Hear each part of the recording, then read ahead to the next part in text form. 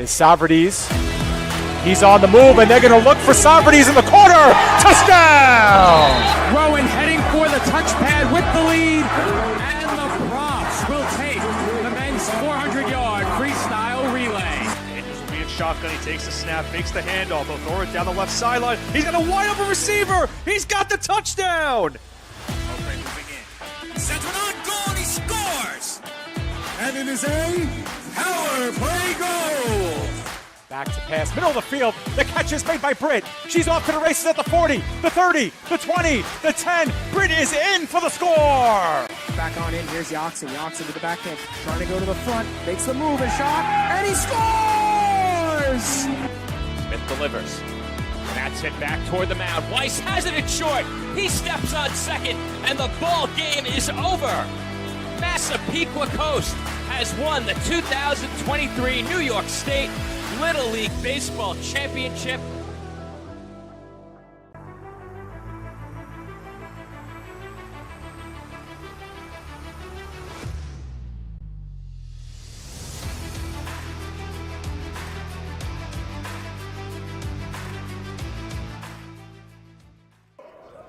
Live from the Waranenko Sports Arena in Roselle, New Jersey, the PDF Sports Network is proud to welcome you into coverage of Jersey Bearcats Arena Football and the American Arena League 2. Tonight, the defending AAL2 champions, the 0-1 Jersey Bearcats, host the 2023 AAL2 championship runner-up, the 1-1 Steel City Stampede.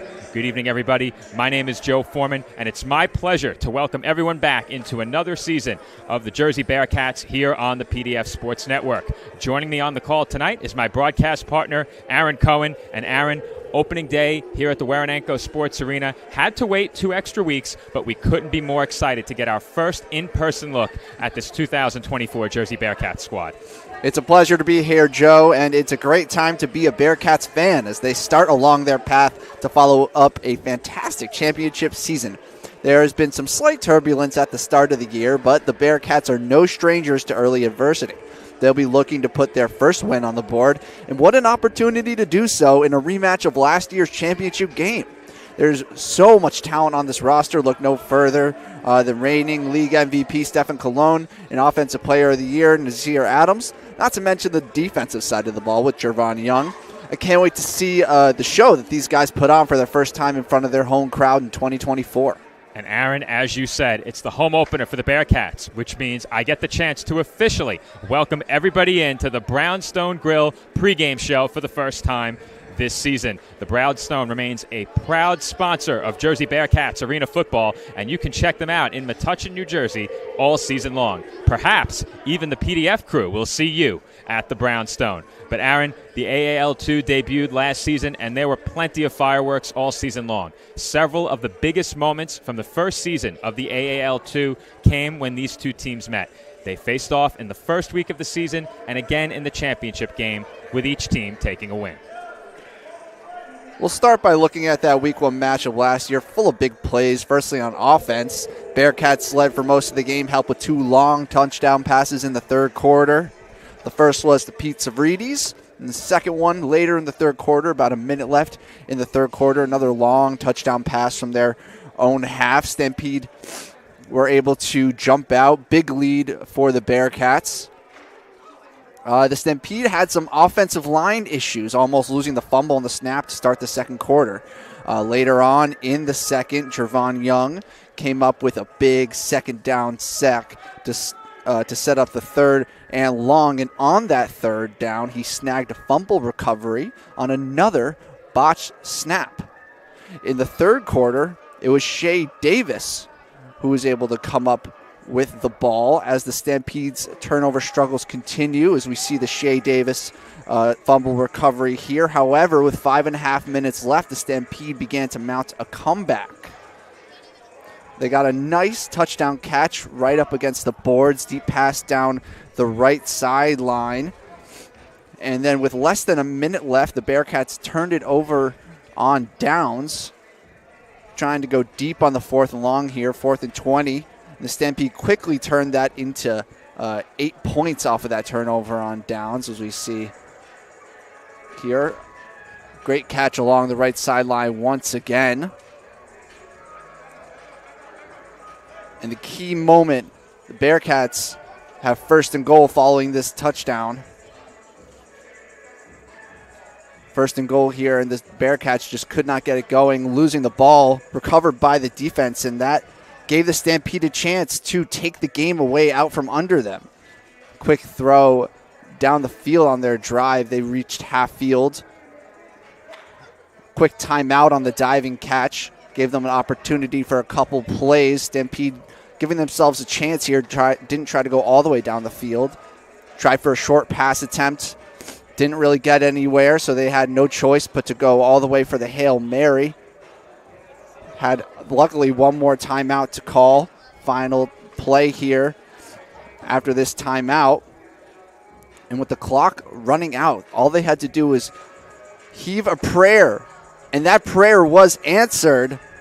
And the Stampede miraculously took a walk-off victory in what was an incredibly entertaining, albeit disappointing game for the Bearcats. What a matchup that was. Well, Aaron, what played a big role late in that game, you mentioned the fumble near the goal line for the Bearcats. The Bearcats, if they had advanced the ball in a positive direction, would have kept the clock running and forced Steel City to use timeouts. However, because the ball was not advanced forward on the play, the clock continued, or I should say the clock stopped rather than continuing to run. And because of that, the Bearcats put themselves in a bad spot even if they had not fumbled the football. So a very unique rule to the American Arena League 2, playing a big role late in that game. But that was just the first of two meetings between these two teams last year. Let's get a look at some highlights from the championship game now. There wasn't great internet in Pennsylvania where the game was played, but through the choppiness, you can see goal line specialist Nasir Adams. He does a lot more than that, but he was money down around the goal line last year. There he catches a screen pass, a rare receiving touchdown for him. Here you see Stephen Colon, who will not be active in this game, buying time, scrambling out to his right, extending the play on fourth down, and the Bearcats come up with a big score to go ahead in that game 7-0. Right here, you'll see the first interception of the game by Jersey. Devon Blutcher with the pick. Takes it out to about his own 15 or 20-yard line as the Bearcats get it back, denying the Stampede in a goal-to-go situation. After the Bearcats went in front 13-0, Steel City responds. Justin Green with a kickoff return for a touchdown. Huge special teams play to get Steel City right back in the game. But Devon Blutcher, he wasn't done yet. He has another INT right here, and this one he takes out to his own 15-yard line. Once again, the Stampede denied. Here, the defensive line coming up big. Joey Ramirez around the edge takes down Caleb Walton in the backfield. Walton eventually would go down with an injury in this game, forcing his head coach, Matt Santiago, in at quarterback, as once again you see the Bearcats with a huge interception. This time, Sadiq Nathaniel off the tip. This came right before halftime. The Bearcats take it all the way for a touchdown. The game was not the same after this, but the Stampede did not quit. They came out following halftime and immediately got on the board, dealing a blow against this Jersey defense. As you'll see coming up right here, Walton back to pass, throws across to the right sideline, and making the catch was Manny Stewart. He's in for a touchdown. However, as they usually do, the Jersey offense came up with an answer. It was Stephen Colon to Kyle Ward for a Jersey Bearcats touchdown. Walton at the other end of the field responds with a rushing touchdown as the points came fast and furious in the second half of this game. The Stampede were able to stay within two possessions. That was key, but Nasir Adams helped put this game away for Jersey. A rushing touchdown here. Once again, Jersey ahead by 2 scores, and coming up right here, you will see the game-clinching touchdown. Stephen Colon looking up the left sideline, all alone. Dante Owens, he makes a move to the inside, leaves the defender in the dust. That's a Jersey Bearcats touchdown. They secure the 2023 AAL2 championship despite our internet issues in Pennsylvania. The video from that game a bit choppy. This our smoothest render. We've learned our lesson now. We have to record the games when the internet is not cooperating. But nonetheless, those are some of the sights from the championship game last year between these two teams. But Aaron, before we dive deeper into tonight's matchup, let's take a look at some of what's new in the AAL2. The AAL2 had quite the footprint last year, with teams spanning a large portion of the East Coast all the way down to Georgia and the Carolinas. This season, that footprint has grown to include teams as far west as Texas. Here we get a look at all of those teams based in Texas, as well as some new additions to the AAL too. Yeah, so first we'll talk about those new Texas teams. We've got the Dallas Falcons. They're off to a nice start. We'll mention that a little bit later. We also have the Waco Tornadoes and the Texas Hotshots. And on top of those three, we have two additional new teams that have joined the league this season. Those two teams are the aforementioned Wheeling Miners, who already have beaten the Bearcats this season. And then there's also the Peach State Cats. So then, of course, we have the four remaining returning teams. Those are the Bearcats, the Western Maryland Warriors, the Maryland Eagles, and tonight's opponent, the Steel City Stampede. And we'll get a bit of a sneak peek later during the pregame, but there's a big championship game coming up at the end of this season, all the way in West Virginia. And if you tuned in to the Bearcats' first game, you got to look at that arena. It's going to be a great time here on PDF. We'll talk a bit more about that, but at the end of the season, the 2024 AAL2 Championship will be played in West Virginia, as I mentioned, and Championship Weekend will not only include the second AAL2 Championship game, but it will also include the League All-Star Game and much more. All of the Championship Weekend festivities will air on the PDF Sports Network as well, so that certainly gives us plenty to look forward to this season. On top of that, you know each and every one of these teams in the league has their sights set on dethroning the Bearcats as AAL2 champions in July. That's right, Joe. Coming into the season, only one team in the league had beaten the Bearcats, and it was this Stampede team that they're facing tonight. So you better believe that when teams are looking at their bulletin boards, the Bearcats are sitting right at the top of every team's list. And we're going to get to see how the defending champs play with a target on their back. As I mentioned at the top of the show, the Bearcats come in 0-1 and the Stampede come in 1-1. But these two teams do already have an opponent in common this season in the Wheeling Miners. And speaking of teams that are looking to dethrone the Bearcats, Wheeling has to be near the top of that list. They were dominant against Steel City from start to finish when those two teams faced off. And last week, they handed the Bearcats their first loss since week 1 of last season. And it must have been a real shock to their system, Joe, coming in with championship confidence, returning your best players only to get knocked on your butt right from the get-go. Definitely a test of their resolve already, but as we've referenced, this team showed last year that they can shoulder an early loss and turn it into a successful campaign. With that being said, it's a totally new league, Joe. There's no telling what the rest of these new teams might have in store. A rematch of the 2023 AAL2 Championship is coming up shortly, but before the action gets underway, our sideline correspondent and broadcast engineer Nick Durst will head down to the field for a word with some of the players, coaches, and perhaps more ahead of tonight's game. You are watching Jersey Bearcats Arena Football on the PDF Sports Network. The Brownstone pregame show continues next, following a message from our sponsors. Radel Volkswagen of Linden is your official sponsor of Bearcats football. Visit our showroom today for great deals and tell them the Bearcats sent you. Radel VW of Linden. Visit us today. Today's Bearcats broadcast is brought to you by our friends at Applebee's of Edison, located at 1045 U.S. Highway 1 in Edison. Stop in after the game for great deals and drink specials. And also by J&J Snack Foods, located on 350 Fellowship Road in Mount Laurel. Call us toll-free at 800-486-9533. Thank you, Applebee's and J&J Snack Foods, for supporting Bearcats football. Attention local businesses and professionals. Isn't it time to elevate your game? Now you can advertise your business or product on PDF Sports Network. Your ad will appear on all of our broadcasts, including this one. Don't have a commercial? We'll make one for you, absolutely free. What better way to showcase your product and brand while supporting the best local sports, teams, and leagues? Call now at 732-723-8189 or visit us at pdfsportsnet.com. KKT, InvestStars is now a proud sponsor of the Jersey Bearcats and the AAL2. No matter what needs you have, F. Tarkin Jones will develop the right solution for you. See for yourself the star treatment you will get with KKT, InvestStars LLC. Call today at 201-290-4802 and be a star just like the Bearcats.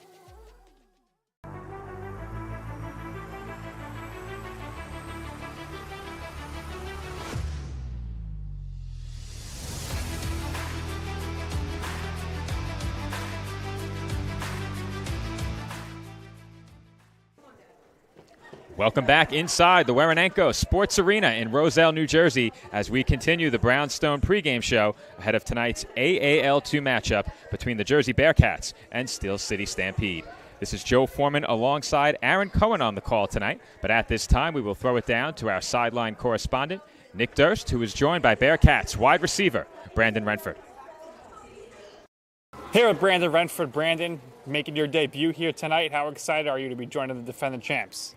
Well, we played versus them last year in the championship, so at least I get to play against my old team. But it's going to be fun. I like the arena. Cool people, good energy and good vibes. If you can't beat them, join them, I guess the word I just said. But what are you expecting here tonight? Should be a large, nice crowd, home field advantage. A lot of energy, good vibes, and hopefully we come out with the dub. All right, and for you personally, what are your goals this season on the field? Just be a good teammate. You know, I'm older, so, just give good energy, give a lot of information, be a good coach. All right, and how is the team vibing so far? What's the chemistry been like through practice? Family, I love you. There you have it. Quite the exit by Brandon Renford from his conversation with Nick down on the sidelines, but Nick has several more guests to come during this pregame segment, and he has a very special guest for our next conversation, a member of the Lady Bearcats. Gianna Amato of the dance team joins Nick on the sidelines. All right, I'm here with the dance team captain, Gianna. How excited are you for the debut edition of the team's performance this evening? I'm super excited. We've been working really hard the past few months, and we're ready to go. All right, so how did it go about forming this team? How did you become the captain? And what has that whole process been like for you? So we had auditions a couple months ago. Angela just sort of reached out to a bunch of us. We ended up at tryouts. So right after tryouts, she kind of called us, told us who made the team. We had some practices past that. Just kept watching us, who was a leader, who was really taking charge and just working super hard. And then a couple weeks ago, she announced captain, and I'm super grateful, super honored to be leading such a group of talented and beautiful girls. All right, so we're about a half hour away from the first big performance at halftime. Can you give us any teasers? What kind of songs are you going to be dancing to out there? Only thing I'm going to say is Sean Paul. Damn, all right, so we'll see what happens out there. And how have you girls integrated yourself into the Bearcat community with all the fans and all the families?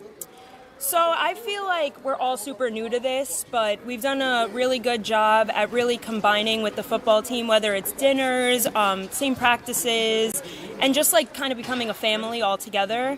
And the guys are super supportive of us, we're super supportive of them, and yeah, it kind of just clicked.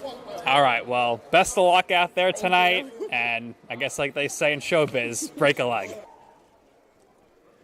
And from the offensive side of the ball to the defensive side of the ball, we got a chance to speak to Brandon Renford on the offensive side. Nick is now joined by defensive lineman and linebacker for the Bearcats, Tariq Noble. Tonight, how excited are the guys? Very excited. We warmed up. You know, we were supposed to have a home opener 2 weeks ago. It got canceled, so yeah, they were scared of you. They didn't want to come. Yeah, they were shook. But now finally we get to get out here. Our fans get to see us play. It's looking good. We turned up. All right, obviously, a lot of excitement in the building. Of course, the dance team is going to be here. Lots of fans we're expecting. But what are we projecting here on the field tonight from you guys? Big matchup here, a rematch of the championship game from last year. We expect a lot of grit, a lot of hunger. We're gonna give it all we got. We're gonna be very competitive. We're gonna come out, try to punch them in their mouth early, and just have some fun at the end of the game. All right, and for you this season, personal goals for you on the field? Trying to be the best at my position, the best in the league, the best. I just want to be the best. That's my personal goals. The best there is, the best there was, the best there ever will be. Yes. Now, then, forever together. Definitely. Thank you for your time. That.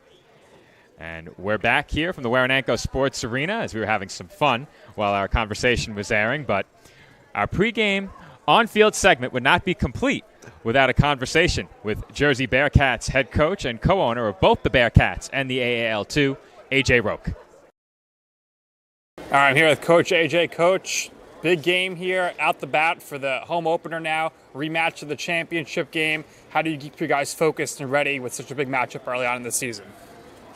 Just, it's come out. It's another game, right, for us. First home opener. Really can't dwell on last year's championship, right? It's a brand new team. They got a brand new team. So, we're just going to go out here and do our thing, right? And hopefully, things that we want to do go in our favor, and we come out here with a win. Right? Yeah. We got some injuries, so all we're looking to do is get out here with a win. So, obviously, we saw all the games last year, but what are some new key impact players for us to keep an eye on here tonight? Brandon Renford, number 3, wide receiver. Today, you're going to get Jerry Ward, number 4, playing quarterback with Steph being hurt now, and possibly out for 6 weeks, which is huge. David Ross, 24, running back, stud. He's hard-nosed, like, old-school player. Chris Coles, offensive lineman. He's a All-American at Long Island U. That's huge up front, for us. I can go on and on. I think we only have, don't quote me on this, but there's only 10 or 11 guys from last year back. Everybody else is new. All right. So we have a fairly young team to the indoor game. And we're just sitting here, ready to go. These guys are hungry. All right. Somebody has to pay. We said that last year when we lost the first game last year. And somebody's got to pay now again. So, obviously, it's early on, but the big news was the big championship game this year going to be in a huge arena. Mm-hmm. So why don't you tell all your fans out there about what that is going to look like in the future? So, yes, July 6th, the AL2 championship will be in West Virginia, Wheeling, West Virginia, the home of the Wheeling Miners. We have our hopes of getting there. That's our plans, and they're not going to change. And everybody has to play us. But either way it goes for the league, that's huge for us, and where we're trying to take the AL2, and eventually when the AL1 professional side comes back, those are the type of arenas you're going to see in the AL1 only. So we're excited. We're excited of the direction of the league. All right, definitely looking forward to that. This has been a great interview. I thought you brought the energy and brought the excitement, but Coach K, he was talking some trash before I did this. He said his post-game interview is the best interview there is. What do you think about that? Hey, Coach K's quarter is legit at the end of the games. So I'm looking forward to seeing it. I haven't seen it since last season. All right, Coach, thanks. Best of luck this season. Best of luck tonight. Thank you for your time. Great job down on the field, Nick, and a thank you to AJ and all of our guests during the pregame show for joining us ahead of kickoff. But we have another quick break, and when we come back on the other side of that break, we will be just moments away from kickoff between the Jersey Bearcats and the Steel City Stampede, a rematch of the 2023 AAL2 Championship.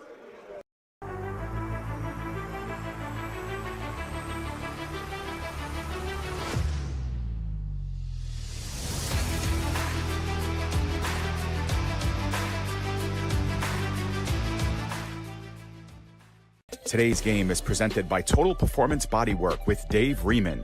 Dave is a body worker, licensed massage therapist, and strength and movement coach. He's combined his wide variety of expertise into a system that he calls Total Performance Bodywork. Trusted by professional athletes and bodybuilders, Dave has been helping people to recover from new and old injuries, improve their breathing efficiency, athletic performance, mobility, flexibility, and their overall strength. Visit Total Performance Bodywork at totalperformancebodywork.com or contact Dave by calling 610-570-7480 or email daveriemann@rcn.com. Today's game is being brought to you by Meineke Auto Center. Meineke is your choice for quality, reliable service at great rates all year long.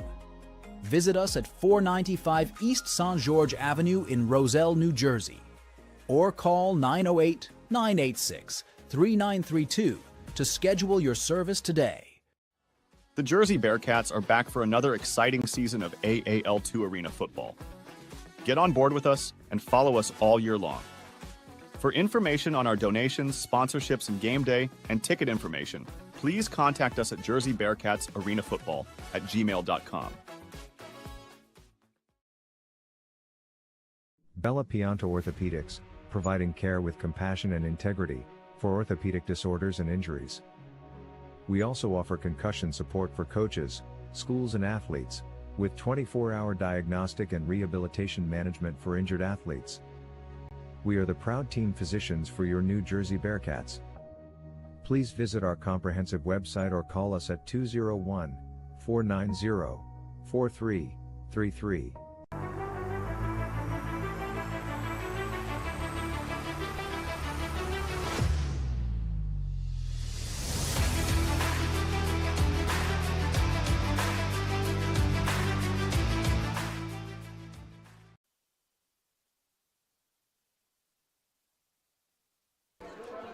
And welcome back to the Brownstone pregame show as we are closing in on kickoff between the Jersey Bearcats and the Steel City Stampede here on the PDF Sports Network. Earlier, we touched on a common opponent between these two teams, the Wheeling Miners. Currently, the Miners sit atop the AAL2 standings. Here's a look at how things are shaping up in the AAL2 through the first 2 weeks of the season. So as we can see, the Miners are up there with the Dallas Falcons at 2-0. Impressive start to both of their tenures in the AAL2. Many of these teams have still only played one game, so you don't want to take too much away from these standings. But one thing to note is if you look at the Stampede, they've only scored 21 points in 2 games. That's a pretty stark contrast to the high-powered offense that we saw from them last season. Compare that to their 76 points allowed, and it doesn't look too favorable for Steel City unless they make some changes. Certainly some adjustments to make for them, but it sounds like the pregame festivities are about to begin. So we'll turn it over to public address. I can't hear myself talk, but the Lady Bearcats have taken the field. The Bearcats are about to be introduced, and we'll throw it down to field level as the starters take the field. At this time, please give a round of applause for the Lady Bearcat dancers.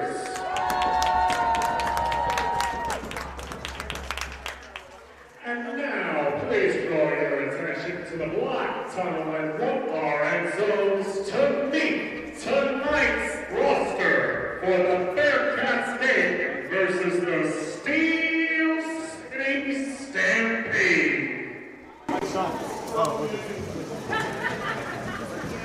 Number 1, wide receiver, Brandon Winter.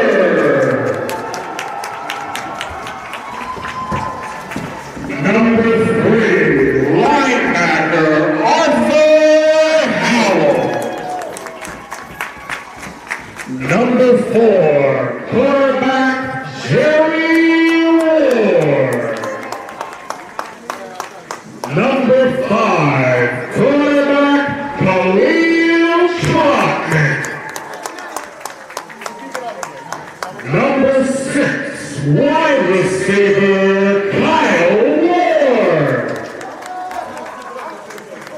Number 7, linebacker, Keelan Coleman. Number 8, defensive back, Devontae LeGrand. Number 9, running back, Nasir Adams. Number 10, defensive back, Dante Watson. Number 11, defensive back, Steve Pusso.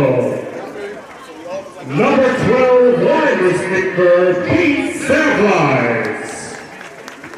Number 13, defensive lineman, Dylan McGraw.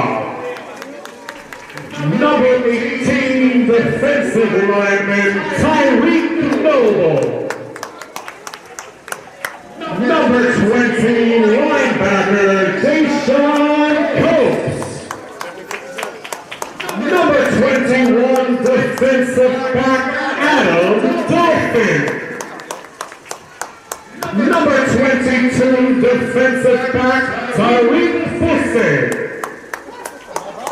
Number 24, running back, David Ross. Number 26, defensive back, Jared Fletcher. Number 34, linebacker, Nick Price. Number 47, kicker, Jonathan Cordova. Number 58, defensive lineman, Shea Davis. Number 55, offensive lineman, Christopher Coles. Number 61, offensive lineman, Elijah Copes. Number 65, offensive lineman, Zahir Whitman. Number 76, offensive lineman, Stephen Nelson. Number 88, defensive lineman, Joey Ramirez. Number 51 defensive lineman Jaleel Tyler. Number 99 defensive lineman Jovan Young. Co-owner for your Jersey Bearcats, Jermaine Sanders. And for your coaching staff, first the special teams coordinator, Corey Miller. Quarterback coach, Darnell McKay. Defensive backs coach, Anthony Shaw. Offensive and defensive lineman coach, David Pinto. Defensive coordinator, John Valentine. And the head coach for your 2024 Jersey Bearcats, H.O.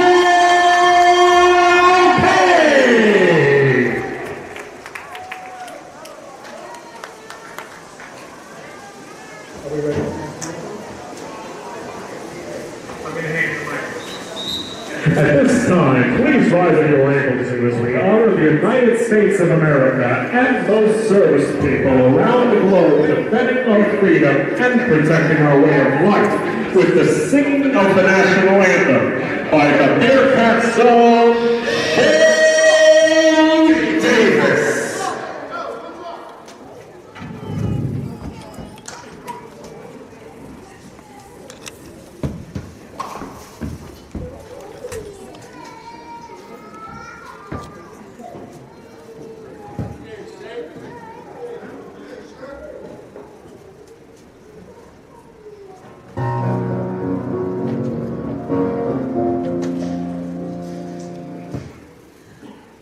Oh, say, can you see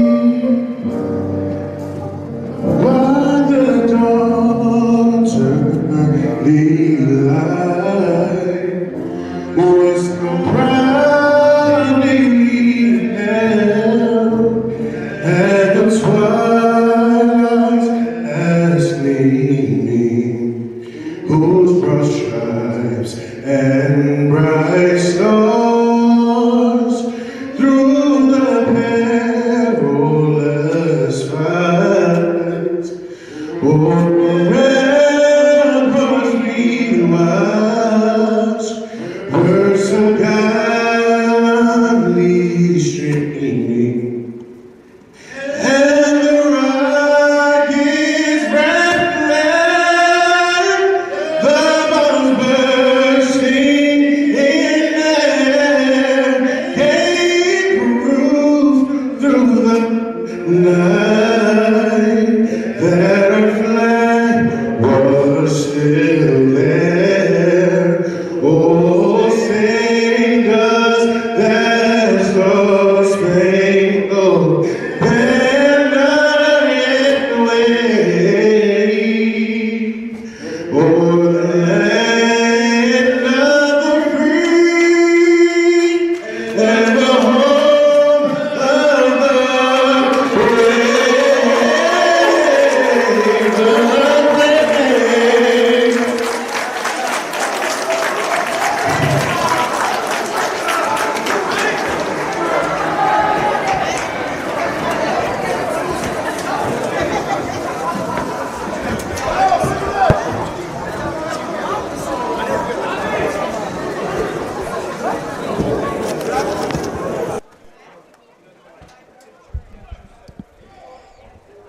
And Aaron, we were just treated to a tremendous rendition of the national anthem by Shay Davis of the Jersey Bearcats. We hope everybody was able to absorb the sights and sounds loud and clear.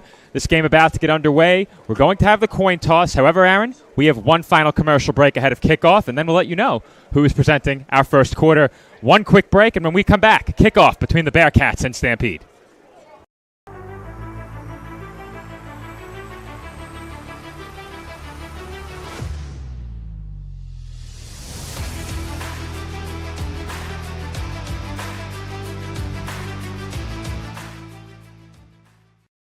Bearcats fans, stay tuned just prior to kickoff as the Jersey Bearcats' own Shea Davis will sing tonight's national anthem. Coming up at the conclusion of the Brownstone pregame show right here on the PDF. Zolnir Championship Rings is the official ring provider of the AAL2 champion Jersey Bearcats. Zolnir combines class with excellence and is the perfect way to showcase perfection on the field of play. See our full lineup today, only at Zolnir, official partner of the Jersey Bearcats.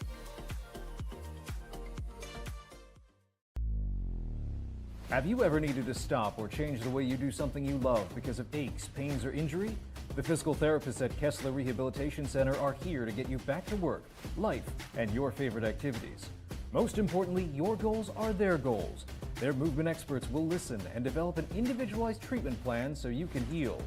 Begin care faster by requesting an appointment today at Kessler-PT.com. Experience the power of physical therapy today. Burgers are better at the Brownstone in Metuchen. My weekend starts with the Brownstone burger, topped with cheddar, barbecue sauce, and a fried egg. Give me the Hawaiian burger. I love the Canadian bacon and sweet pineapple. How do you like your salads? Shrimp, chicken, beef? Stop in and see why families are eating good at the Brownstone in Metuchen. We'll meet you at the Brownstone. We'll meet you at the Brownstone.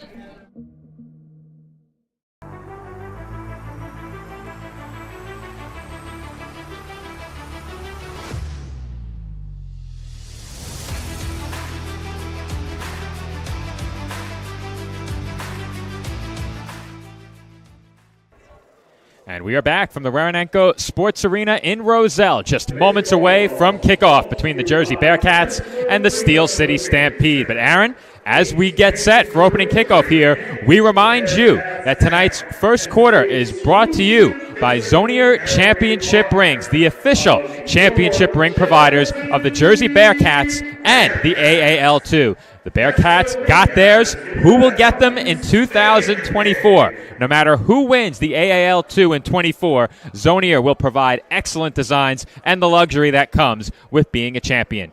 Zolnir Championship Rings, the official sponsor of the Jersey Bearcats. And once again, Aaron, Lady Bearcats take the field pregame. And for those who missed the beginning of our broadcast tonight, the Brownstone pregame show, of course, opened the night up. This is the home opener for the Jersey Bearcats. My name is Joe Foreman, alongside my broadcast partner, Aaron Cohen. There have been some issues with the music here in the venue. There's been a perhaps faulty wire. Now, I come from a place where we have a lot of audio cables. They might be able to use some of those, but the Lady Bearcats take the field and they perform ahead of kickoff tonight. We got a chance to speak to Gianna Amato. We will get a chance for another conversation at halftime of tonight's game. We'll learn a bit more about the Lady Bearcats and their community outreach as we get the chance to speak with Lauren Powell, a dancer spotlight coming up at halftime. The Lady Bearcats once again will join Nick right here on the PDF Sports Network. But Aaron, during the pregame, you and I got a chance to recap a couple of games between these two teams last year. The Stampede look a lot different, but as A.J. Roque mentioned, the Bearcats will look a bit different tonight. They're without their star quarterback and reigning league MVP, Stephen Colon. That's right. And, you know, quarterback, most important position in football. And when you got to bring in a replacement, you know, hopefully with practice, he's been getting the reps and he can, you know, fill in that slot just the same way that Colon did. But you can't replace the league MVP. It's impossible. The contributions that he made, the ability to pass down the field so accurately, I mean, not everyone can just fill in with that ability. So Bearcats are going to be working on the fly here. Really interesting to see how that's going to go. I'm very interested to see how this offense operates with a different player under center. It's going to be Jerry Ward tonight quarterbacking the Bearcats, and we have a whistle on the opening kickoff. Went for a type of squib kick, almost like an onside kick type technique. Potentially worried about the netting up above the field here. It's rather low, but some sort of issue. They're going to redo that.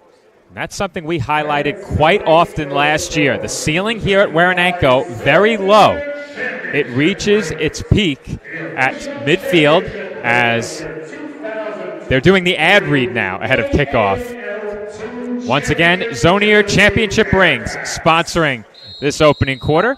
They're one of the many sponsors that adorn the boards here at the Waranenko Sports Arena. Kickoff a second time ends up in the hands of Tariq Pusey, and he deals out a stiff arm before he's slammed into the boards along the near sideline, and he is out across midfield following the opening kickoff. It's really interesting how it works with this kickoff technique. It gives a very favorable field position just to start the return, and then you get a couple yards based on that. So not only is the ceiling relatively low, but the net is even lower than that. It's deceptive. The ball officially spotted at the 24-yard line of Steel City, just beyond the midfield stripe as they await another game ball from the sideline. That is tossed in. Keep in mind on kickoffs, Aaron, that uno is in play, and uno occurs when the ball is kicked into the end zone and then is either, well, I should say when the returning player is tackled. I was going to say if recovered by the kicking team, but that would be a possession. So, also would be. Or a touch, well, you have to recover it. There are no touchbacks. As that's handed off to Nasir Adams, and he is taken down perhaps and finally brought down well behind the line of scrimmage. It took 4 Stampede defenders to take him down.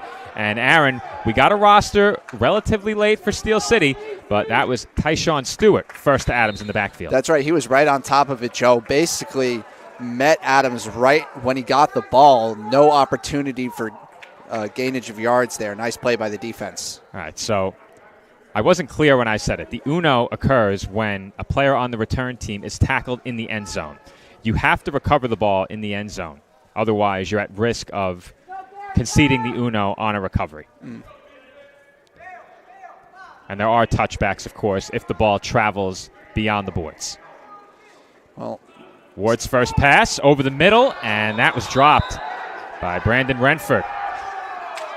Uncharacteristic from Renford. Usually short-handed, not very contested, just hit him right in the palms, couldn't reel it in. Renford, a veteran of the arena game, as we mentioned during the pregame. He was a member of the Steel City Stampede last year, the team that faced Jersey in the AAL2 championship. Very good performer, and this sets up for a 3rd and long now. Failing to get yardage there. Bearcats didn't face many 3rd down and long situations last season. First down at about Steel City 14. Ward in motion pre-snap. And Ward, the quarterback, is taken down. So we have Kyle Ward at wide receiver and Jerry Ward at quarterback. And Aaron, that's going to become quite the mouthful, having to say the full name every time. Well, maybe we'll get a special Ward-to-Ward connection, but not on that occasion. Quarterback scramble did not get the first down. So 4th down now for the Bearcats, so we're going to have to see what they have here. 4th and about 11. Now, long field goals are in play. Drop kicks through the uprights are in play. All of those are allocated different point totals. But the Bearcats will go for it on 4th down. Jerry Ward at quarterback. Nasir Adams, positioned in front of him to his right. Renford, the motion man pre-snap. As Ward looks to scramble again, he's out across midfield, but not even close to a first down as he is gang tackled by 3 Stampede defenders. As we do have a flag in the secondary, so hold on a moment. The Bearcats may have been gifted a first down here if this is a penalty in the defensive backfield. That'll be a big moment for this offense. Haven't been able to generate any explosive plays in this first drive. Well, I don't see the Bearcats' offense going anywhere.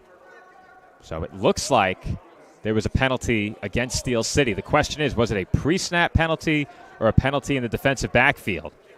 The former would just move the ball up. The latter would result in a first down, and it looks like they're moving the ball up about 5 yards. So it appears to be a pre-snap penalty as the chains aren't going anywhere.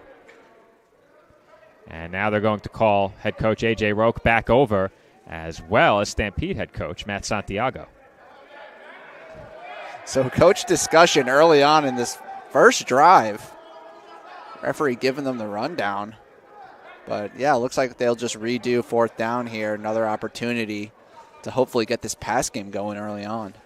Well, it looked like the Stampede defense had gotten off the field early in this game. However, that does not appear to be the case now as the two coaches continue this discussion with the head official. Even if that play didn't count, it was still a nice effort from Tyshawn Stewart once again. He didn't finish the tackle, but he was the first one to get to Ward there. So continue watching Tyshawn Stewart. He's flashy on the edge. Well, I can tell you, Coach Santiago did not appreciate what just transpired, but that's all I can tell you from that conversation. Couldn't hear anything else. Can't repeat what was said at the end of it. Fourth down once again. The ball moved up 5 yards. It's pitch over to Adams. And did he get enough? I think he did. He did. It is a first down for the Bearcats. So what appeared to be a turnover on downs instead results in a second opportunity. Less yardage to go. Jersey picks up the first. Really ideal situation for the Bearcats. And now not only do they get a new set of downs, but they're in much closer range for a kick if need be. So looking like points for the Bearcats potentially. All right, so it is a modified running clock in the American Arena League 2. And that clock is now inside of 10 minutes in the opening quarter. We will update you on the clock throughout the night. Unfortunately, the scoreboard system here at Waranenko not compatible with our scoreboard data collecting device. So we'll have to read you the time remaining as that pass is thrown at the feet of Brandon Renford. He was right at the goal line, but that ball came up just a bit short. And I'll tell you what, Renford had space. If that ball gets just a couple more yards in the air, they've got a touchdown, the Bearcats, but Ward had men in his face. He couldn't get a full throw off, and unfortunately, we got second down here for the Bearcats. And I think something that is encouraging for the Bearcats early on is that their receivers are getting really good separation in the defensive backfield. Ward has had a couple of open targets on this first drive. Renford, one of them, dropped the first pass attempt of the game. That time, the misconnection was on the quarterback as that ball was a bit short. So we'll see if Jersey can continue to protect their signal caller here. Two receivers wide to the right. Savrides now toward the far sideline, and that's a screen pass caught as he is pushed all the way down inside the 5 toward the goal line, and I think he is in or perhaps just down at the 1. What an effort by Savrides. Unfortunately, no touchdown. It's about as close as you can get, but wow, 4 or 5 extra yards on what looked like a dead play. Really great effort from the Bearcats there. Goal to go for the Jersey offense as they have been reinvigorated these last couple of plays. Renford in motion pre-snap as Ward keeps and takes it in on the read option for a Bearcats touchdown. And Jersey is on the board at home for the first time this season. Really easy walk-in touchdown there for Ward. No one even near him. And what at first looked like a dud of an opening drive for the Bearcats, they get that break on the penalty, and the fourth down conversion comes through. They capitalize to the fullest extent. We're getting the extra point here. Really bad break for the Stampede. The kicker for Jersey, Jonathan Cordova, wearing number 19, as that kick was blocked. And I think we had a pre-snap penalty, perhaps. Kicker not leaving the field here, but that may be for the kickoff. We'll see. Special teams coach Corey Miller didn't look too upset. I think he believed that there was a penalty against the Stampede, so we'll wait while the officials sort it out. We'll get one more look at it on replay as well. Looked like there may have been an offsides on the play, and they are indeed going to get another attempt at the extra point. Yep. To try and go ahead by 7. Gonna do it again. I mean, the blocker was there extremely early on the last play. He had to have gotten a jump. Yeah, I think the lineman was trying to protect his kicker as the extra point is good off the ceiling and through the uprights. So the Bearcats are on the board for the first time at home this year. It's an early touchdown for Jerry Ward on the read option. And Jersey follows with the extra point, 7-0. And that's huge for Jerry Ward, Joe. I'll tell you what, that confidence boost, getting that score right off the beginning, you know, it's difficult coming in as a backup to get that confidence going, but Ward, I'm sure that will smooth things out for him for the rest of the game. And Aaron, the complexion of this quarter and this game completely shifted with what was a huge fourth down penalty against the Stampede. Unfortunately, the officials are not mic'd up, so we don't know what the call was. However, you have to assume the penalty was in the defensive backfield as it afforded the Bearcats offense 5 extra yards. It did not give them an automatic first down, however, so I can't imagine what penalty in the secondary would afford 5 yards and not a first down. It had to be a pre-snap call, though the flag came from way downfield behind the Stampede defensive back. So not much clarity in that explanation I just gave, but we're not really sure what the call was. Either way, it's a big one as the Bearcats capitalize and put 6 on the board, ultimately 7. Yeah, it would be great if we could get more information, but we can only work with what we have. Bearcats now kicking it off. And that one is through the hands of the return man, Dante Mason. He scoops it up and is out across the 15, down at the 17-yard line. Almost disastrous there for Mason. Almost. Thankfully, he was able to recover it, got a few yards. So Stampede now opportunity to respond to the opening score from the Bearcats. And again, we just received the Stampede roster about 10 minutes before kickoff. Unfortunately, a lot of their team documents were left behind at the team hotel, so we had to get a screenshot off of a screenshot. I'm operating on the third-hand screenshot, but it is Stampede football. First play of the game is a pass, and the Bearcats knock the ball away. It's loose, but it is recovered by Tyshawn Stewart. Nearly a disastrous start for Steel City as Delonte Lewis was stripped of the football. Talk about a bold call to start off your game on defense with the blitz. Worked perfectly, though. No time to even look for a pass. And we talked about him on defense. Tyshawn Stewart collecting that fumble, and he's already been impactful for the Stampede. At quarterback for Steel City, Delonte Lewis. The motion man is Juju Jordan, and he is the receiver on that completed pass, as he was not an easy man to bring down there. Making the tackle for Jersey was Devontae LeGrand.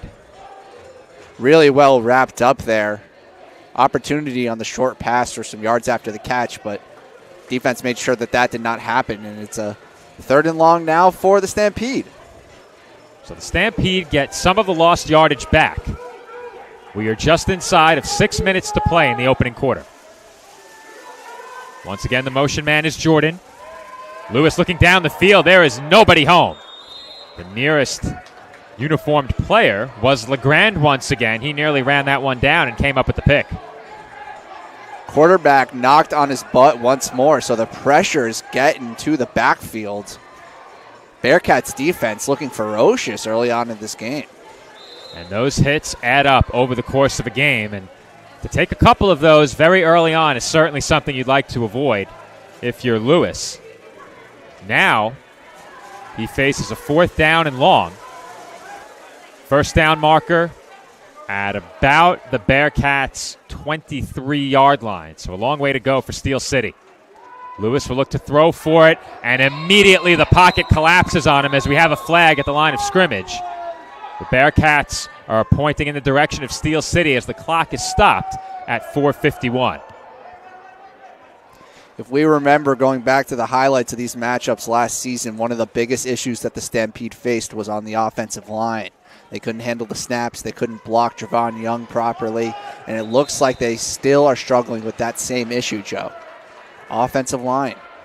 The pocket collapsed very quickly on that last play as we are still awaiting an official penalty signal. However, I'm not sure we need one as the Bearcats offense has made their way back out onto the field.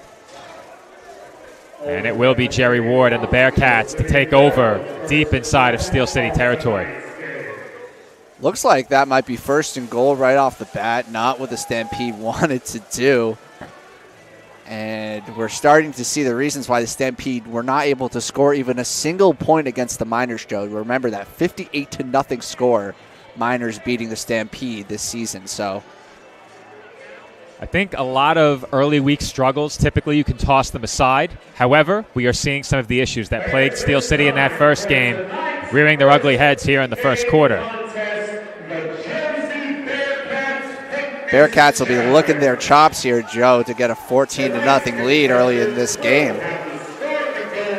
Well, right now, they are announcing the parameters for the halftime contest. I think I heard fitness challenge. Oh, wow. A couple of years ago, I might have been up for that.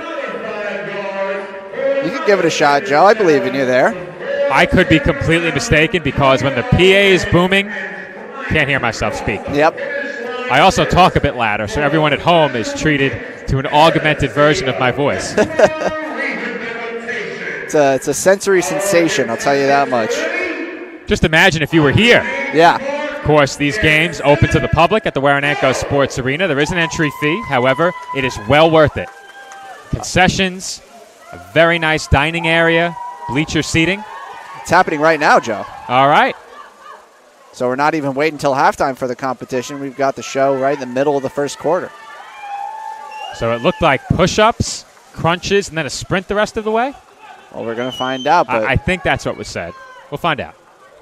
A couple, it looks like maybe teenagers taking part in this. Jumping jacks now. I will not be partaking from up here, Aaron. It looks like it's too late to get in on it. I'm getting winded just watching as we had a dive for the finish line. Can't say I'm going to dive on the turf with bare arms. Not a smart move. No. Easy way to burn yourself up. There's a reason the players, a lot of them wear that tape on the back of their elbows. As we get a look at a replay of that photo finish, courtesy of our engineer tonight, Nick Durst. On camera, Patty Two Cams, Pat G. Lorenzo. Once again, this is Joe Foreman on the call alongside Aaron Cohen for this Jersey Bearcats home opener, their second game in the 2024 AAL2 regular season. A championship rematch from last year against the Steel City Stampede. And with a few moments before the action resumes, it'd be a good time to remind you that the opening quarter is sponsored by Zonier Championship Rings, the official ring of the Jersey Bearcats and the AAL2. The Bearcats hope for some more bling from Zonier when this season comes to an end, but a long way to go on the road to West Virginia. Savrides in motion pre-snap. He takes the handoff, and with a stiff arm, he's able to pick up a couple of extra yards, but he's brought down right around the line of scrimmage. Long running start for Savrides there, but he wasn't able to carry that momentum, had to kick it outside. Stampede defense doing a good job there. The rushing attack struggling a little bit for the Bearcats. First down run for Jersey. And in this area of the field, Nasir Adams always finds a way to factor in. It's very rare that the Bearcats are forced to pass down around the end zone, but they certainly have plays in the arsenal. A.J. Roque, of course, calling the plays, and that's one of the unique things about the AAL2. Offensive coordinator and defensive coordinator out on the field. Renford in motion pre-snap. The throw goes his way, and it's intercepted. That is picked off by Peterson Apollon.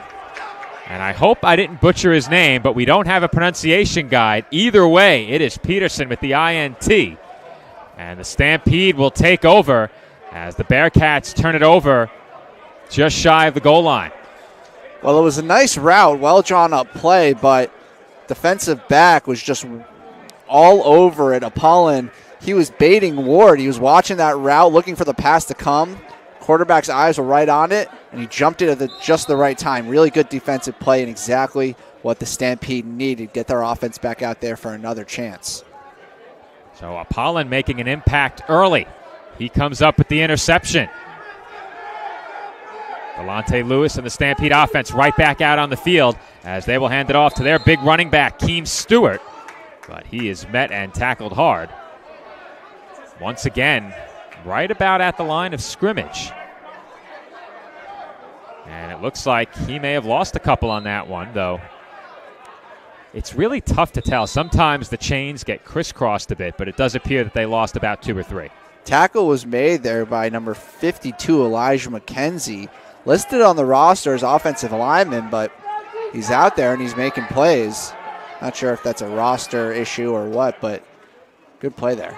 Lewis will look to throw. He pump fakes and throws left. Stewart has the catch, and he is slammed into the padding along those far side boards. And Aaron, you have to like the way the Bearcats are tackling early. They're hitting hard, not giving those players second chances. No missed tackles so far. That was Tariq Pusey. Hard hit with the shoulder to the chest.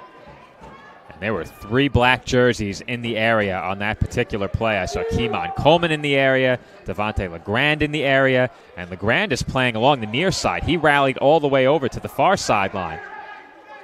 So it appears LeGrand is in more of a safety position, perhaps favoring the near side with 2 receivers on this side of the field. Lewis looks to throw again, takes off toward the near sideline, and he deals a big shoulder as he is slammed head first into the boards. Lewis is fired up as he took a late hit straight into the glass, and he dealt out a big hit of his own on that carry. Bodies being thrown around, Joe. Delonte Lewis going around like a rag doll, but he gets up energized. Big run to set up a 4th and short, and they're going to go for this. Very easy to be lost among those big hits, Aaron, is the fact that it is 4th down and about a yard to go. Big play in this game with 1:45 to go in the opening quarter.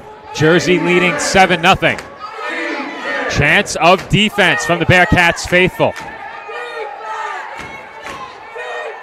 Lewis with Stewart in front of him in the backfield.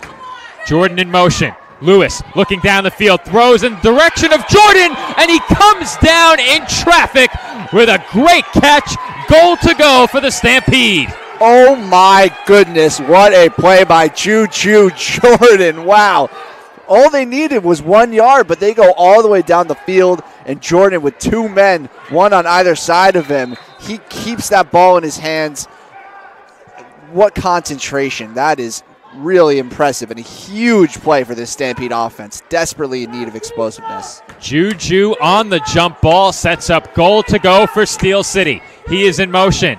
Fake handoff. Lewis takes off for the goal line. And is he in?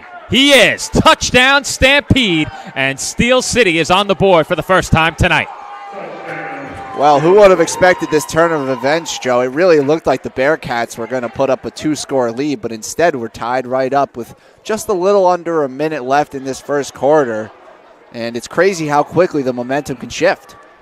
No question about it, Aaron. It looked like Jersey was poised to go up by 2 scores. They had the ball, I believe, just outside of a goal-to-go situation. They had a first down to pick up inside the 5. However, the interception thrown by Ward set up Steel City with an opportunity. Jordan comes up big on 4th down.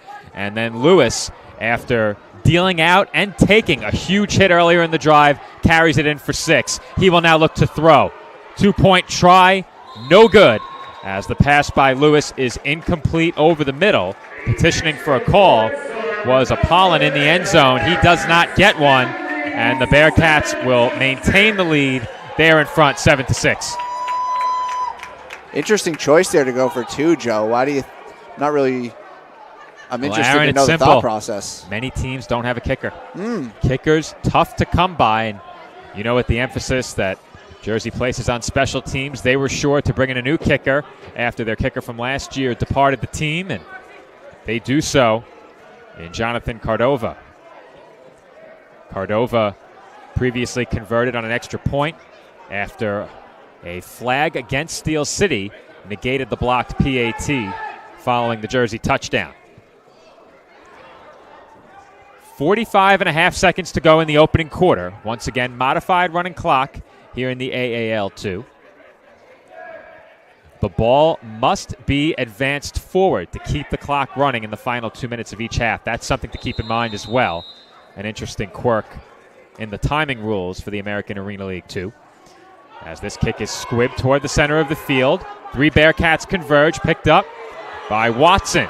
Watson hit low and taken down just across midfield.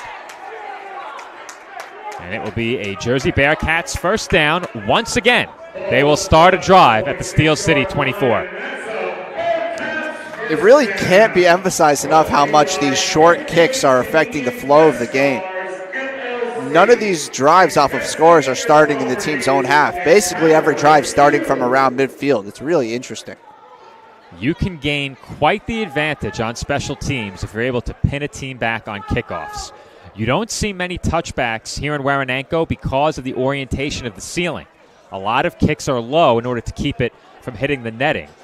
For that reason as well, you probably won't see an Uno here at Waranenko either. And Aaron, that will do it for the first quarter. Quick break here on PDF. Our score after 1, Jersey 7 and Steel City 6.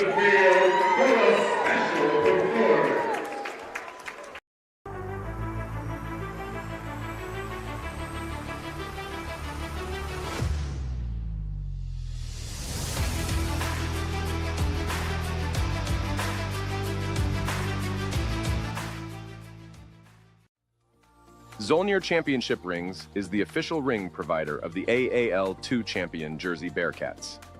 Zolnir combines class with excellence and is the perfect way to showcase perfection on the field of play. See our full lineup today, only at Zolnir, official partner of the Jersey Bearcats. Today's game is being brought to you by Meineke Auto Center. Meineke is your choice for quality, reliable service at great rates all year long. Visit us at 495 East St. George Avenue in Roselle, New Jersey, or call 908-986-3932 to schedule your service today.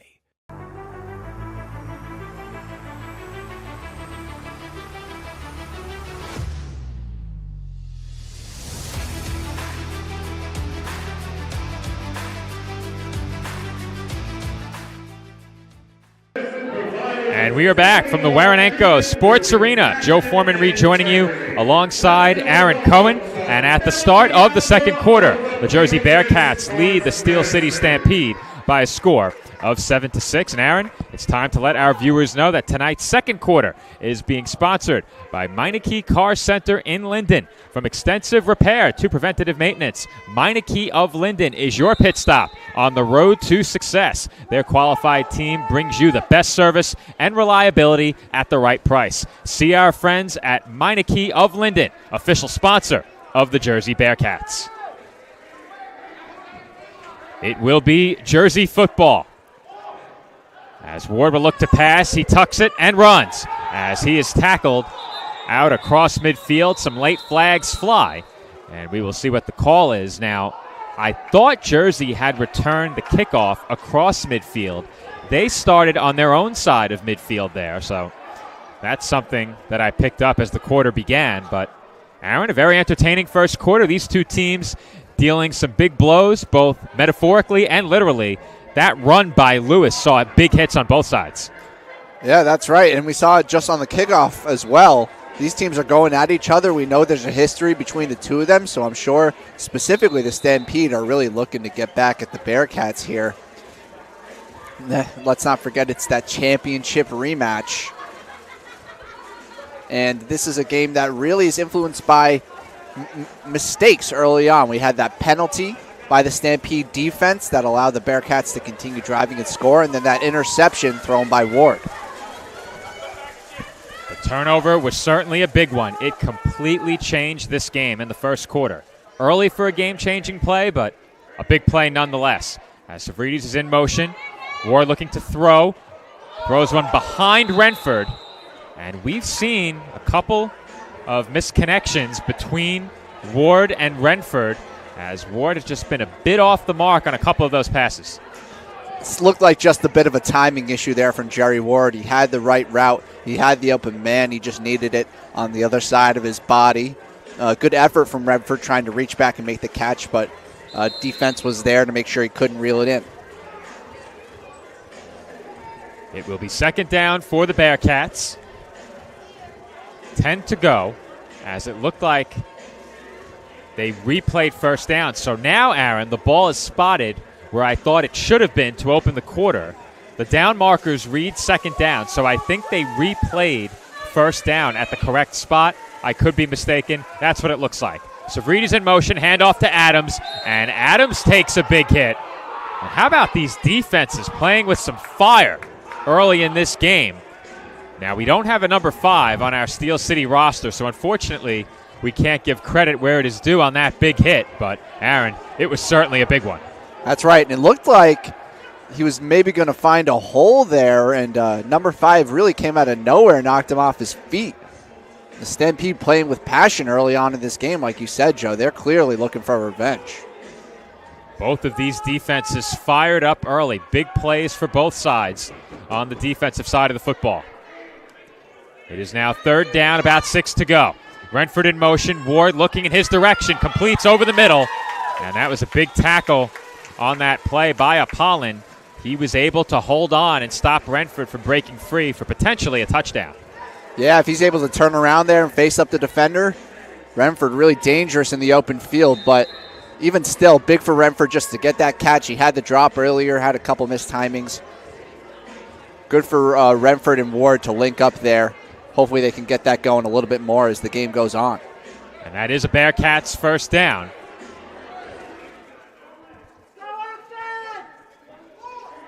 .12:52 on the clock in the second quarter. Jersey leading 7-6. It's a toss for Nasir Adams, and he is taken down behind the line of scrimmage. The Stampede do well to take Adams down in the backfield, and you have to think that Steel City had that one scouted. Yeah, and it was Dante Mason there to make that play, peeled off his blocker really quickly, and just like on every other run play, just there to meet Nasir Adams there right at the line of scrimmage. Nothing to gain. Second down and long for Jersey coming up here. Nasir Adams, not necessarily the make you miss in a phone booth type of guy, a little bit more of a power type. Hasn't really gotten the opportunity to show us that yet. Adams, a big back. I have a photo of my interview with him from last season. He's a big guy. As Ward spikes one into the turf. And they're going to let this one continue as Renford scooped it up and took it down toward the 10-yard line. So I thought that was a forward pass. Apparently not. However, I'm not sure the ball reached the line of scrimmage either. And I have to admit, I'm not certain whether or not that plays a role in the ruling to let that play continue. And either way, I mean, talk about making something out of nothing, a play that completely broke down. Renford just using his skills to make men miss and gaining yardage off of what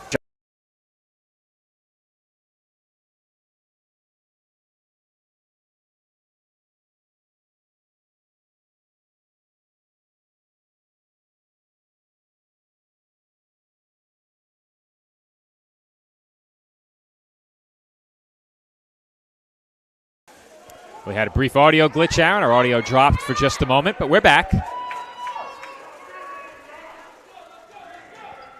It should be third down, as Ward will hand off to Adams, and immediately 3 Stampede defenders are there.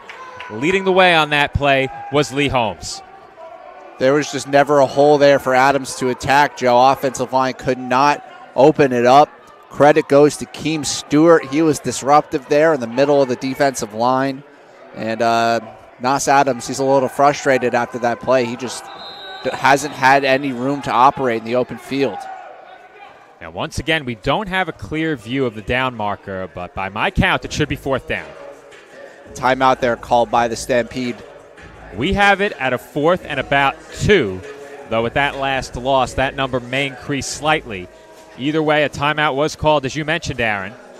And with 10:26 to go in the second quarter, another big play coming up in this first half. And this has been a really hard-hitting, physical game, back and forth in the early going. It looked like Jersey might run away with it, but Steel City did well to keep within striking distance, not allowing that touchdown to make it a 2-score game. They went straight down the field, put up 6, and now have a chance to get the ball back with a chance to take the lead.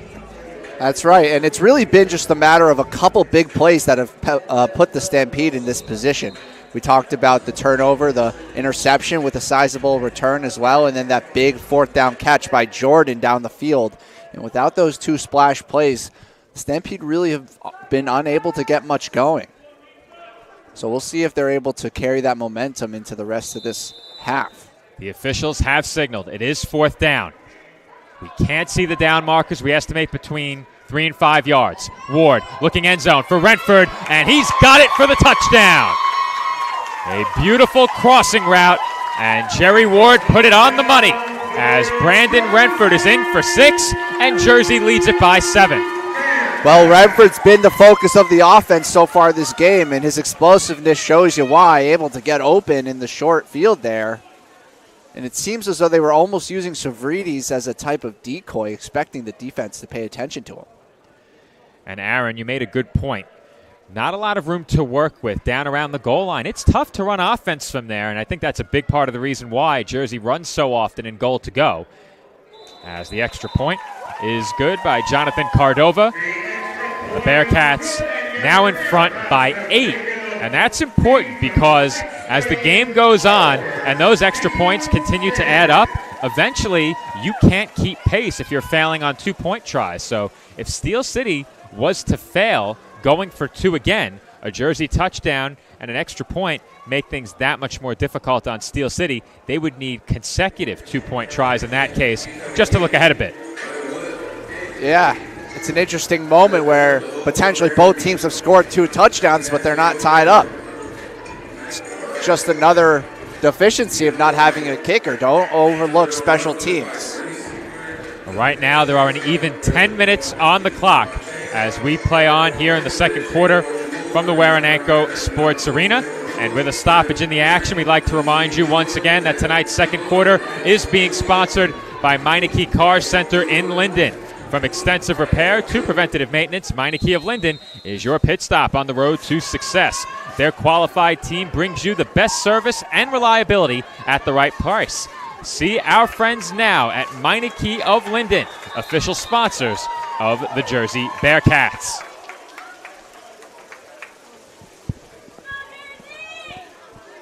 The clock now begins to run as it ticks down toward 9 minutes and 40 seconds to go in the first half. And Aaron, our viewers need to be sure to stay with us during the halftime break. We're going to take a look back at the Week 1 game between the Bearcats and the Wheeling Miners. We have some interviews coming up during the half as well, so be sure to stay with us here on the PDF Sports Network.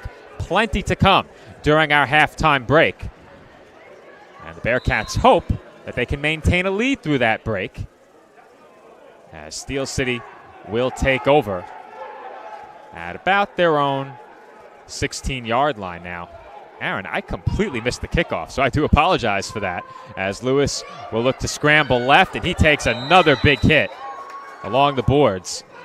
And I think that will go for a loss of about 1. Maybe he got back to the line of scrimmage. Really good job by the defense there. It looked like for a second that he might have an edge, Lewis, but the defensive line shifted over really quickly, pinned him up against those boards. Lewis, not the biggest guy, but he's shown that he is willing to play a physical game, embraces contact, willing to lower the shoulder, and he's been impressive carrying the football early in this game.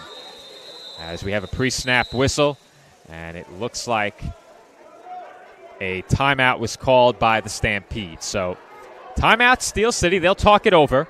If I'm not mistaken, that is the second Steel City timeout, though we have a timeout called by both the Bearcats and the Stampede officially on our screen. So it may be 1 timeout each. Either way, the Stampede have called timeout with possession and a second down coming up.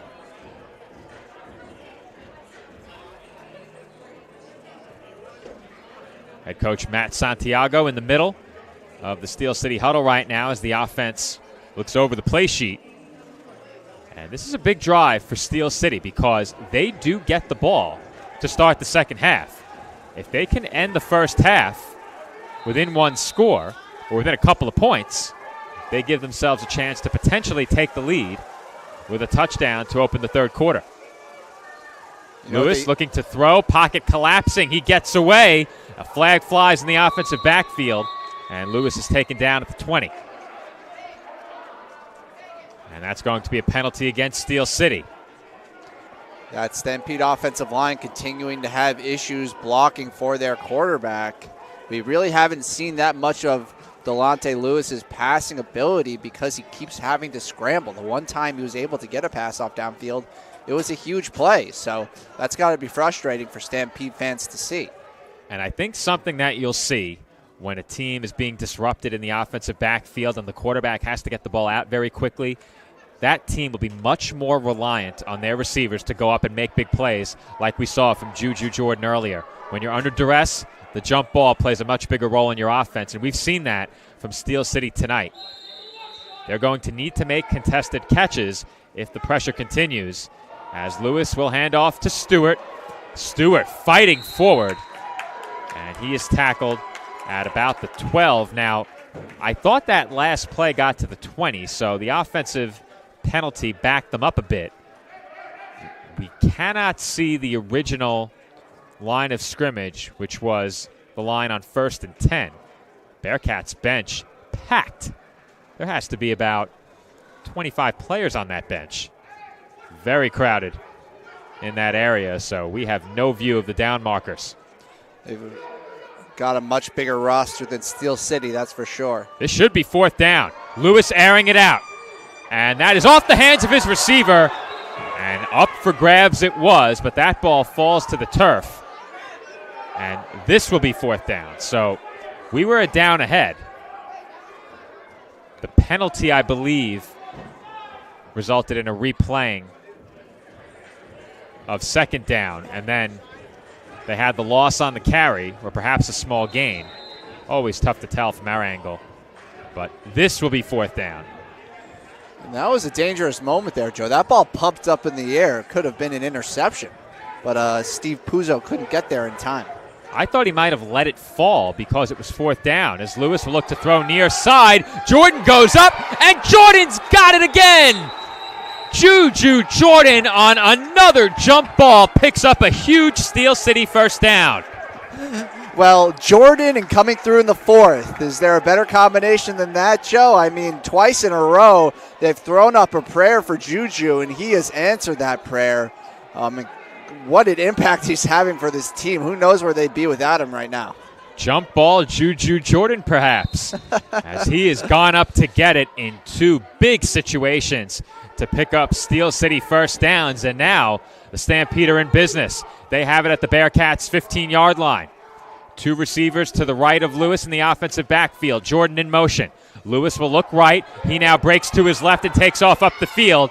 And he is thrown forward toward the 10-yard line. He looks to be down at about the 12. Getting the tackle from behind there was Joey Ramirez, but one of the more successful scrambles there for Lewis, able to make a move or two and grab a couple on the 1st down. We have a 2nd quarter media timeout. And with that, we will run an ad break. The Lady Bearcats being introduced on the field one by one. We got a chance to meet one of them during the pregame, but a word from our sponsors coming up here. We'll be right back with the remainder of the 2nd quarter.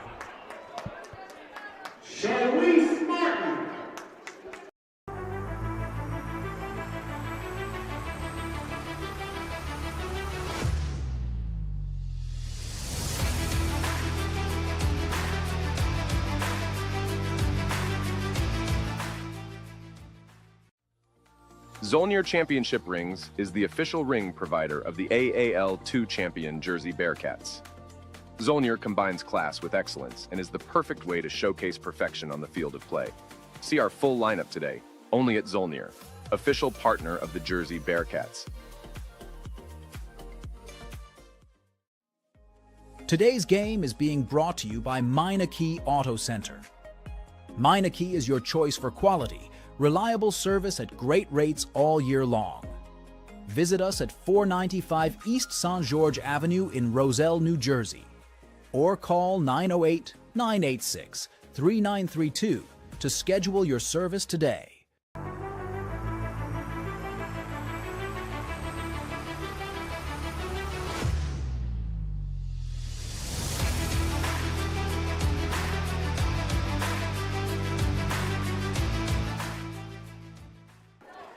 And we are back as play will continue momentarily in the 2nd quarter. But Aaron, we have another fan contest. This time, fans will attempt to kick an extra point from the goal line. Now, I hope that glass is shatterproof. You know, she got some nice power on that kick. She just didn't get the lift that you need to get it through the uprights. Now, Aaron, as a former soccer player, could you put one through the uprights with ease? I think I could. You think you could? I think I could. I certainly cannot. I'm much more of a power athlete. Not much grace these days. Although kicking a football a lot different than kicking a soccer ball, theoretically it seems as though it would be easier to get lift given the shape of the ball when you kick it. So the first one traveled straight into the glass. That attempt just a bit wide. These fan contests, a nice new addition as that one looked to be off the upright. So close. I thought we had one there. I really did. And this last kicker is getting quite a run up. Let's see what he's got. Just a bit wide. That's what we call a toe poke, Joe. That never works out. The toe poke. So, Aaron, what is the proper way to kick the football for an extra point? Do I go in toes first, as we have another off the upright? Do I go in toes first, or do I go with the instep on the side? Neither, actually. Neither. Ideally, what you want to do is point the toe down and get it kind of on the laces, on the big, long foot bone on the top. So I'd be there a very long time. Though I have a lot of surface area. I wear size 14, so I have a lot of surface area to kick that ball. That being said, you don't need anything close to perfect form in this scenario. All you need to do is just have a little bit of luck. Now, the question was going to be, are we going to wait until somebody puts it through? Now, we have quite a few contestants. It looks to be about 4 spectators welcome down to the field. And we've yet to have a made attempt here. I sure hope we're not waiting for a made one because I don't think we got all night. I might have to send you down there, Aaron. I would happily take care of it if they need it. I think they need it. Nope, they That'll called do it there. We saw a couple of very good efforts, but those came up empty off the upright. And we had some guest kickers from the stands participating in our second fan contest of the night. That being said, I think Jonathan Cordova's job at the Bearcats is safe, at least for tonight. That's true, but maybe the Stampede were watching with some interest. That is true. They don't have a kicker on the roster that we know of. We don't have positions on the roster, but given that they didn't attempt an extra point, we would presume they don't have a kicker. Jordan, the motion man. Lewis throws deep across the middle, and there is no question that is pass interference. Yep. Flag coming out. A little bit delayed, but he was draped all over Jordan, and that's going to be first and goal, I think, Joe. Yeah, Jordan was hooked, and it looks like we have an injury down on the field. Looks like. You always hate to see that. Looks like maybe number 15, Carlos Calvalho, grabbing his left shoulder. Calvalho down and looked to be in a lot of pain, grabbing at his left shoulder. And a lot of the time, you almost hope that it's maybe a minor dislocation and the trainer could pop it back in for you. I'm not an anatomy expert, but I think in many situations like this, that's the best case scenario. And he doesn't appear able to lift his left arm. So I think they'll get him on a trainer's table in the back, and they'll work on that left arm. Of course, the Bearcats with a great training staff on site.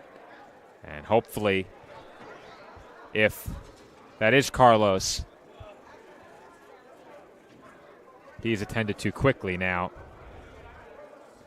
Our camera, a bit heavy for the tripod. It took a dip there at some point during that last sequence, but hopefully nobody missed anything.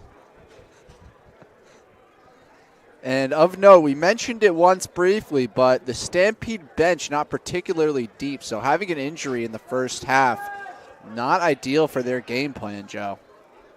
Certainly not. As I said before, that Jersey bench is very, very crowded. I can't overstate it. There is no space to be found. Jordan in motion again as Lewis takes off, and the quarterback draw works to perfection as once again Lewis lowers his shoulder. This time he is in for 6. second rushing touchdown of the day for Delonte Lewis. And, Joe, he is the heart and soul of this offense, really powering it from all aspects, rushing and in the air. He is an impressive athlete. And you have to love the way he's been willing to lower his shoulder and absorb contact when he has carried the football. The pocket around him when he's looked to throw has collapsed quickly. He's been under a lot of pressure. That time, the Stampede used that to their advantage on the quarterback draw. The Jersey defensive line all up in the backfield, and Lewis was out of there quickly as he took off up the field and across the goal line for a Stampede touchdown. Good play calling there by head coach Santiago, catching the Jersey defense in the backfield. And with that, the Stampede will go for 2 and try and tie this game. Jordan in motion. Lewis looking to run, doesn't have any running room, nearly stumbled, and he's finally taken down. Perhaps they went to the well one too many times there on the draw play as the 2-point try fails and Jersey leads it by 2. Ironically, the blocking on that play was actually better than we've seen on most of the offense so far from the Stampede. Jordan had, Lewis had plenty of time to pick a gap, but there's just nothing open up. Really good rushing defense from the Bearcats to keep everything under wraps. Well, we had some happy birthday wishes in the arena. Though with our headsets on, Aaron, it is very tough to make out exactly what is being said of public address. I heard the name Amora, if I'm not mistaken. So if that is indeed correct, Amora, happy birthday from us here at PDF. She's not the only one with a birthday today, Aaron. Oh, really? 31. Happy birthday. 31. A lot of gray for a 31-year-old, and thank you for that, Aaron. But I've been mistaken for much younger and much older. So I guess that's good and bad. The average falls somewhere in the middle. Right. So I did meet one of our commentators today for the first time. I had an event elsewhere on a D2 college campus at the College of Staten Island, and I met our commentator for the day, and he says to me, I imagined you were much older. Must be the distinct voice. Kickoff on its way. That's off the netting, and that draws a whistle. So we've seen Steel City squib it a couple of times, perhaps in an effort to avoid the ceiling. That's easier said than done. And with the ball contacting the ceiling, it will be placed at the 20 of the Bearcats. So Jersey will take over. 3:30 to go in this first half. So the Bearcats have plenty of time. Obviously the field not as large as a regulation football field, so the amount of time you need to score is minimal. That being said, if Jersey manages the clock right, they can try and ensure they get the last possession of the first half. Yeah, it will be a game of clock management, Joe, but Jersey, I think, will just be focused on extending that lead. The Stampede haven't been able to convert on either of their 2-point conversions, so even if we keep going back and forth with touchdowns, it's favorable for the home team here. Stampede got to figure out those extra points. If you're the Stampede, you would like to go into the half within less than 6. However they manage that, we'll see. Renford in motion. Ward looks to throw. He has it out down the field. He has a man with a step, and a flag is thrown. Now, I saw the penalty as the shove from behind by Lamaj Stewart drew the flag. That being said, Aaron, it wasn't necessary. That ball was underthrown. In the NFL, they would call that an uncatchable pass, which is unfortunate because, Savridis was open down the field. If Jerry Ward could get a little bit more air under that, we'd have a touchdown right now. But regardless, going to get some yardage here for the Bearcats offense as the defensive back with an ill-advised pass interference. And that's a big one because the Stampede defense has been pretty good in this game. They have not made things easy on the Jersey offense. And, of course, we have to keep in mind Stephen Colon not active tonight. And this may be the Jersey offense we see for the foreseeable future, as referenced by A.J. Roque during the pregame. So we will see how long the Bearcats are without Stephen Colon. That being said, Jerry Ward has his team ahead by 2 with a chance for more here. The pass interference, a 10-yard penalty. Ball at the Stampede 20 as Ward looks to throw again. He fakes, tucks, looks to run, and now airs one into the crowd. As Ward took a big hit at the end of that play, and that will set up second down. Ward scrambling to his right, looking for options as the pass rush came towards him, and he just didn't have any options, had to throw it away. Really good coverage in the defensive backfield from the Stampede. And just nothing going in the air right now for the Bearcats. We haven't seen much from Savridis in particular. I'm hoping they can get him more involved as this game goes on. Savridis and Renford, the Jersey Bearcats' top 2 wide receivers, both out there right now. Kyle Ward, a name we said quite a bit last year as well. You could make the case that he's their most valuable offensive player outside of the quarterback as A.J. Rowe calls timeout. Kyle Ward, of course, a huge part of this Jersey offense. We haven't seen many targets go his way tonight. Not mistaken, he's out there now. Kyle Ward is out there now. Renford and Savridis have gotten the lion's share of the targets tonight. A.J. Rowe calls timeout. The clock at 1:51 in a 2-point game as we approach halftime. And as I said before, Aaron, if the Bearcats choose to do so, they can manage the clock on this drive to all but ensure that this possession is the last of the first half. That's right. That being said, they have to keep the ball moving forward in order to keep the clock running. So that's important to note. I do believe the Stampede have one more timeout left in the half if they choose to use it. That's correct. Bearcats will have to work around that if they want to bleed out this clock. That being said, they've shown to have the deep threat in Juju Jordan, so they may only need 1 or 2 plays, the Stampede, to get towards that end zone. 1:51 to go in the half. Second down for the Bearcats. Renford in motion. Ward under pressure, throws up a prayer. And I believe that was batted down at the glass. You cannot use the glass to assist with an interception. And I think that ball was pinned to the glass and then secured by Dante Mason. Yep, Mason with the coverage there. I think he thought for a minute there he had an interception, but instead it's just a nice defensive play. And we talked about offensive line for the Stampede, but there for the Bearcats just blew up right in Jerry Ward's face. I mean, he didn't have an opportunity to really survey the field at all. Second time this drive that Jerry Ward's thrown a bit of a panic pass.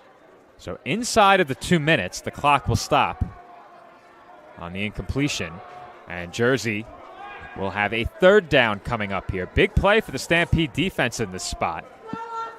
They will have all the time in the world if they can get the ball back with a potential stop on fourth down. Ward the motion man this time. Jerry Ward was looking to set up a screen pass on the left, and the Stampede roll over it. No chance for that play, and that will indeed bring up fourth down. Being chased there by Pharrell Glow on the Stampede defense. Jerry Ward gave a nice little pump fake to sort of buy himself some time. He rolled out to his left, but just nothing going deep down the field. Really nice coverage here. Defensive backs for the Stampede draped all over the Bearcats wide receivers. So that brings up fourth down. 1:33 on the clock here in the second quarter. And it's been a relatively slow-moving first half. Many of these arena games have clocked in at the 2-hour mark. We're at the hour and 13-minute mark right now. Savridis in motion. Ward looking to throw downfield. Airs it out toward the end zone. And there was some contact, but the ball falls harmlessly into the boards. And that will be a turnover on downs. Once again, the Steel City defense comes up with a stop. And they will take over with 1:27 on the clock, trailing by just 2. Well, you talked a lot about that clock management show, and it basically went as poor as possible for the Bearcats. They continued to throw the ball and throw the ball, allowing the clock to just remain stagnant and it's going to come back to bite them as the Stampede have an abundance of time at their disposal. And so far in this game, Steel City has challenged Jersey to do something that they did extremely well through all of last season, and that was air the ball out down the field. And those deep connections just haven't been there tonight for this Bearcats offense. It's been a very methodical approach that has yielded them points. And now Steel City will take over with a chance to bring a lead into the locker room. First down, Steel City. Lewis looks right, throws short. That pass complete to Mason. Flags fly out of the offensive backfield. And the clock is stopped at 1:19. The officials will talk about it. Ja Valentine wants a hold against the Stampede on that screen play. And we will see what comes of this conversation between the officials. It was thrown basically right as that screen pass was caught, so the natural assumption would be that it was holding on one of those blockers. But it seems as though they may be picking that flag up and reversing that call, Joe.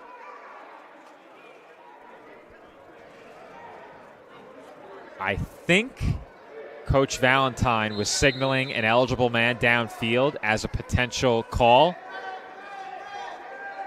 But it doesn't look like they moved Steel City back. It is second down. Jordan in motion. And they throw his way into a double team off the ceiling and nearly caught. Jordan almost did it again, Aaron. As that ball hit off his hands, he was double covered. Boy, is he dangerous. And the most interesting thing about Juju Jordan's dominance is he is not physically dominant. He is a small wide receiver, but he just manages to get up at the point of attack and beat the defenders to the ball. Nice play there by Adam Dolphin, the defensive back for the Bearcats, making sure that on the bobble, Juju Jordan couldn't reel that in. Clock stops once again. 1:04 to go in the first half, and all of a sudden, Jersey may have their sights set on one more possession. Jordan in motion. Lewis throws left, and that is off the fingertips of his intended target on the play. The intended receiver was Peterson Apollon. Delonte Lewis visibly frustrated on that play, Joe. He feels as though his wide receiver should have made that catch, and he is very expressive, Lewis.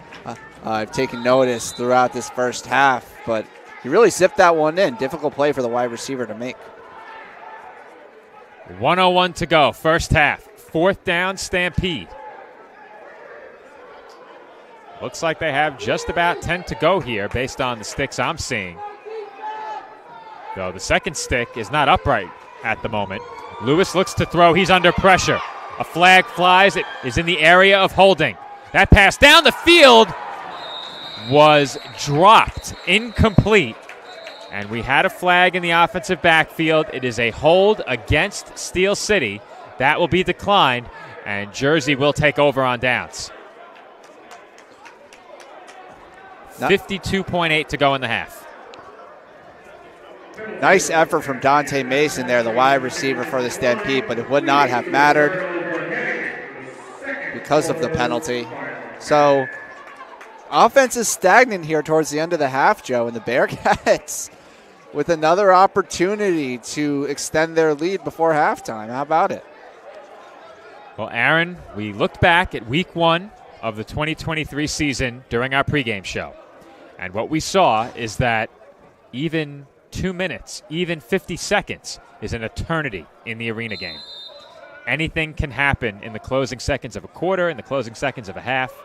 Obviously, you have your eye on the last 2 minutes of each half. And we have 52.8 to go in half number 1 here. Jersey leads by 2.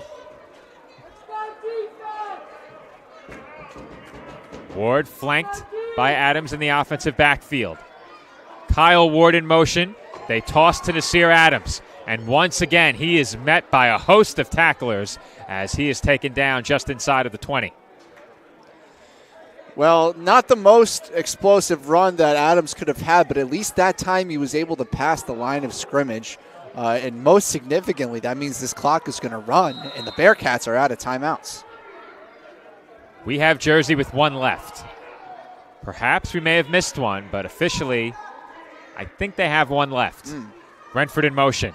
Ward looks down the field, throws on the move. Savridis has the catch. And he is thrown into the boards with about 12 seconds to go. A flag is down in the offensive backfield. For now, it is a Bearcats first down with goal to go and 11.8 on the clock. This might come back, Joe.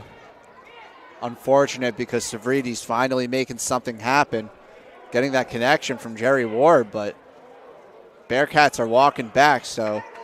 Holding on the offense. Bearcats will back it up.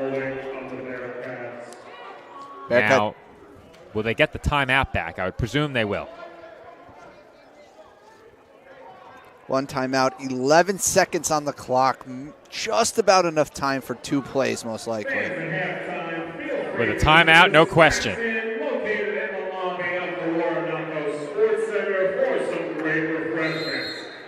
11.8 to go, first half. The Bearcats lead it by 2. Jersey looking to extend their lead potentially to 2 scores. A touchdown and a PAT would do just that. But they'll have to pick up about 29 yards in under 12 seconds. They did attempt a field goal last week. Perhaps that is on the table. Something to keep in mind. The low ceiling may take that out of play. Ward in motion up the sideline. Jerry Ward throws his way, and I think it went through the breadbasket there. As that ball appeared to be on target, Ward had to dive for it, and he couldn't come up with the catch. 6.1 to go in the half. Started with 11 seconds on the clock to begin that play, so it took about 5. Meaning if they attempted a similar play here, they actually would get a 3rd attempt. Clock operator matters quite a bit in this spot. That's right. How quickly you get on top of that stop button could be the difference between 2 plays and 1 in this spot. Assuming Jersey was granted their timeout back, they have 1 remaining. 6.1 to go first half. The Bearcats lead it by 2. Ward moves Adams to his right. Savridis in motion. Now 3 receivers to the near side. Ward looks that way, is flushed out. He takes off up the field, throws for the end zone, where it is caught for a touchdown. However, was it a legal forward pass? We'll get a second look. I didn't think so, Aaron. I thought he crossed the line of scrimmage. I agree. It looked like he came way too far forwards, and he did a little jumping motion as he threw. I don't think that was helpful. We're going to see here. Yeah, he must have been past the line of scrimmage there. Where was the ball spotted is the question. We'll get one more look at the replay. We'll slow it down a bit as well. This is a huge call, and they will say no touchdown. Line of scrimmage was the 20, and he is well past it. Well past it. However, if any part of his body had been behind the line, it would have been good. That was not the case, and that will bring us to halftime. Our score, the Bearcats 14 and the Stampede 12. This is coverage of Jersey Bearcats Arena Football and the AAL2, only on the PDF Sports Network. Before we head into halftime, we would like to thank our hosts at the Warren Sports Center.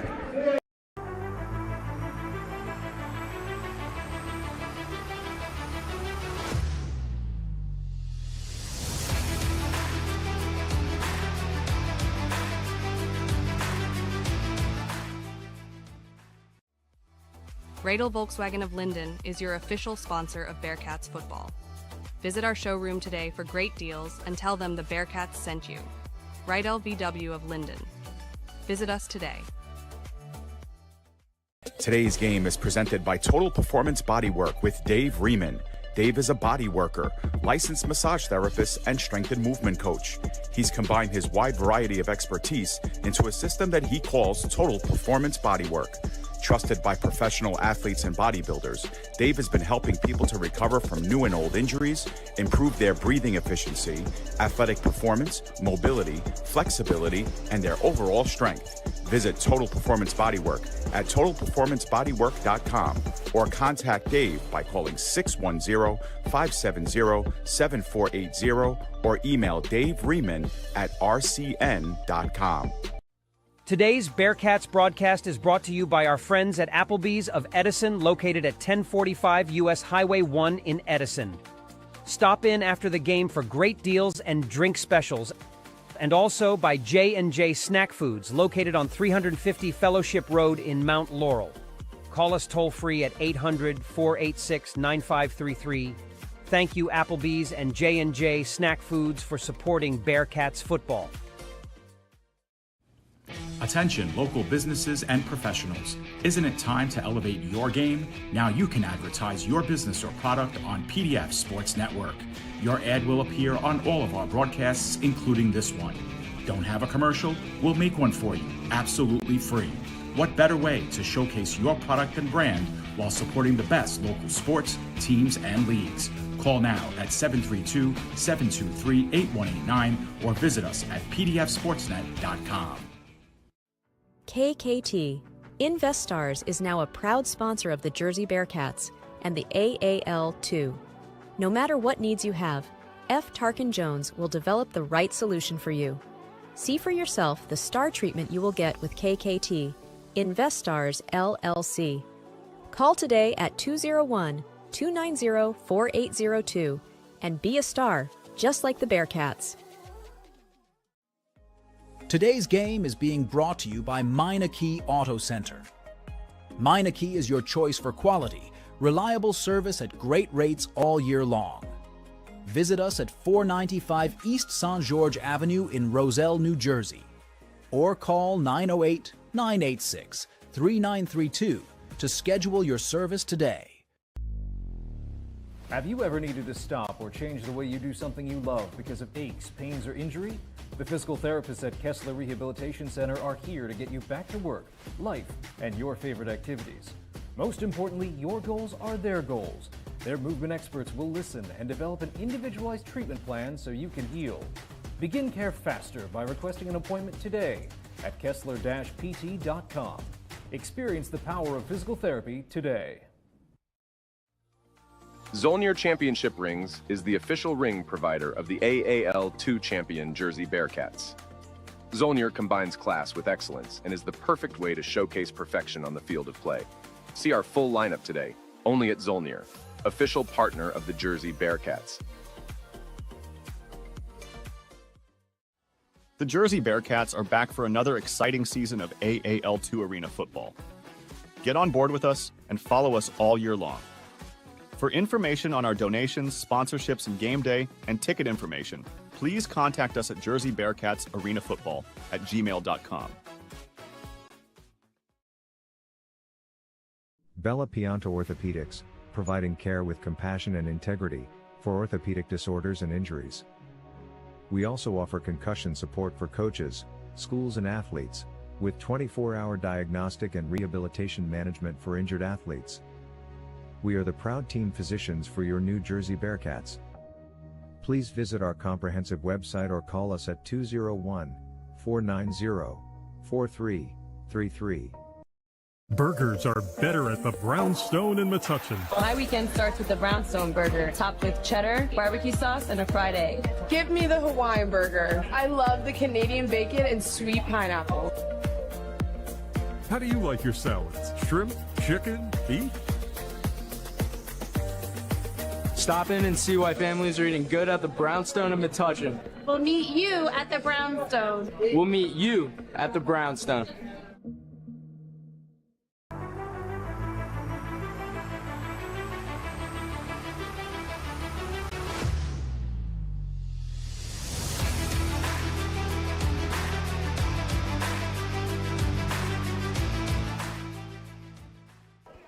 And we are back from the Waranenko Sports Arena. Joe Foreman rejoining you alongside Aaron Cohen. And Aaron, our pregame got cut just a bit short. However, I think we are ready for our halftime interview. So I was about to say we'll take a look back toward Jersey's first game. However, before that, Nick has a guest. It is Lady Bearcat team captain Lauren Powell, and she will tell us a bit more about the Lady Bearcats and the work that they do in the community. So we'll throw it over to Nick in just a few moments. He is joined by Lauren along the sideline.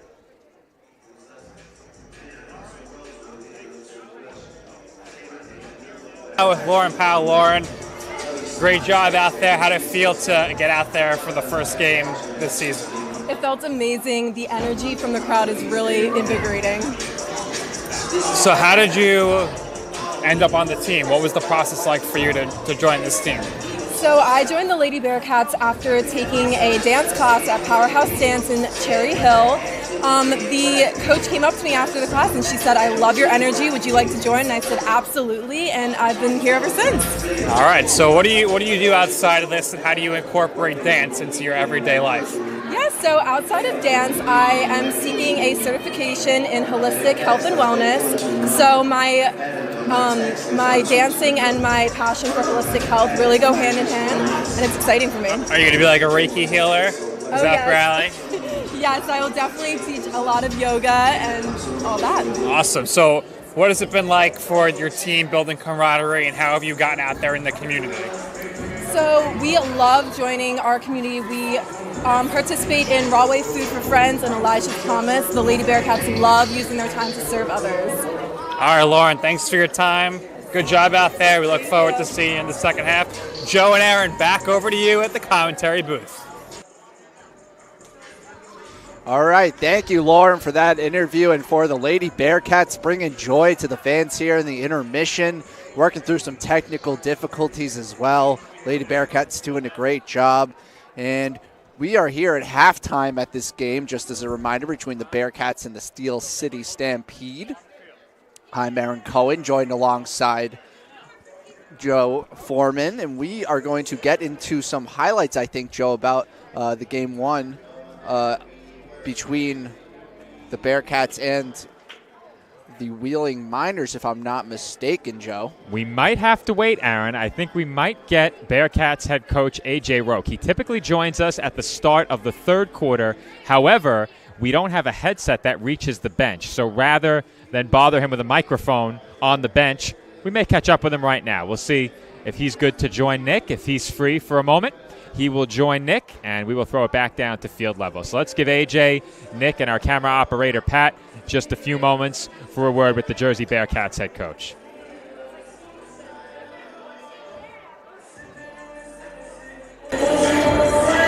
All right, I'm here on the field with Coach AJ. First half, good game as far as defense is going. Any surprises that you noticed in the first half? Yeah, that we're killing ourselves. That's what we're doing right now. That we're keeping them in this game.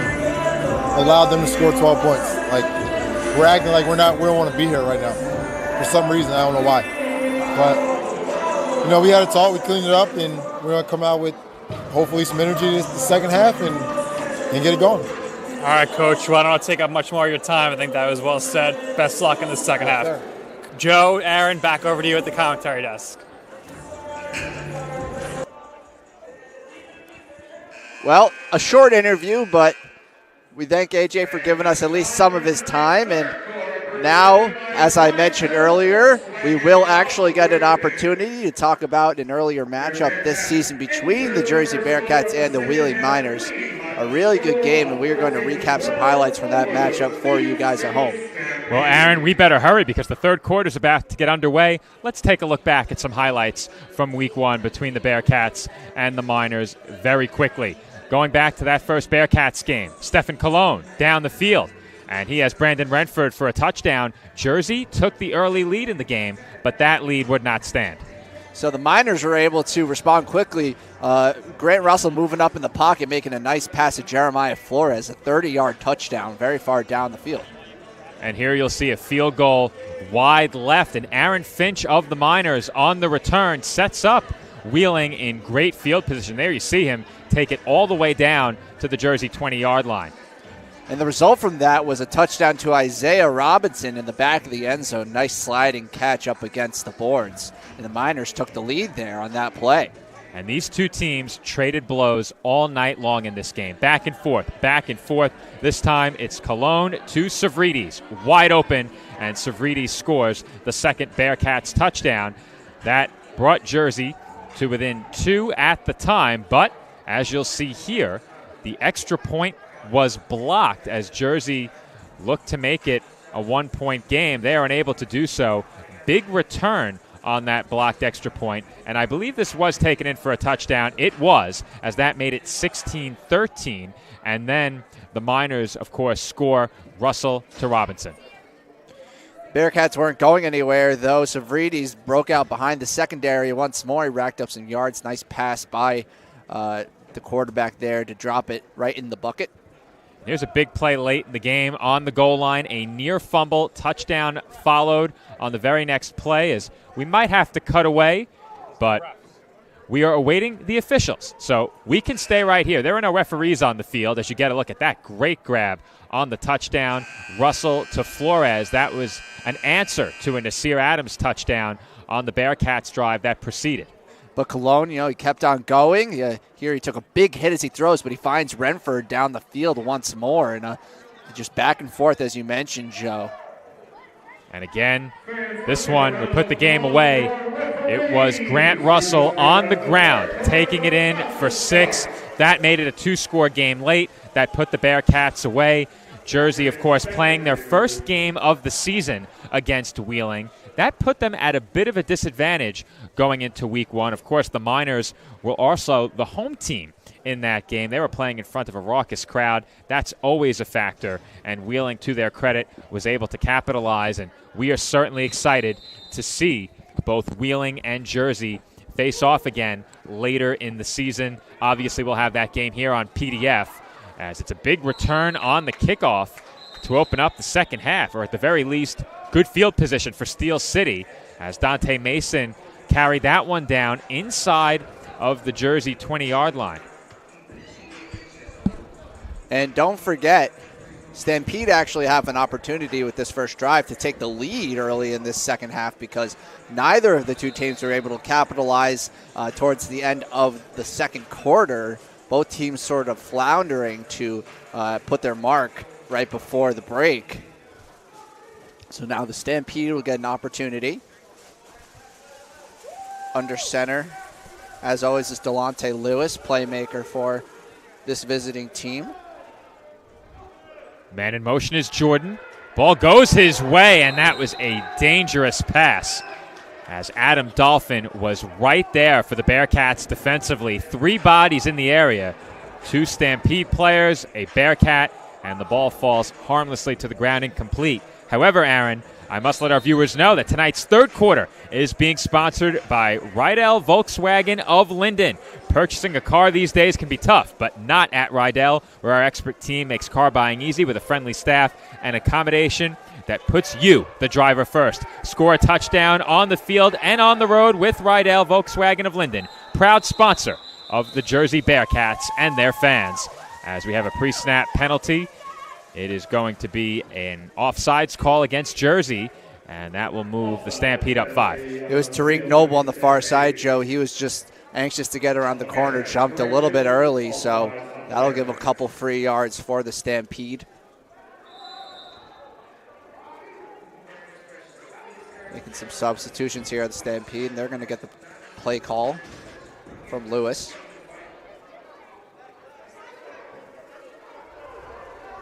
Stampede looking to capitalize on the defensive penalty.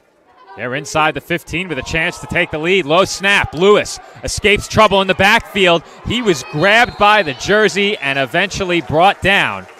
Relentless pursuit in the offensive backfield by Shea Davis. He had some help, I believe, in there on the play as well was Tariq Noble. Yeah, Noble really made the first incisive move there, forcing the quarterback, Lewis, to make him miss.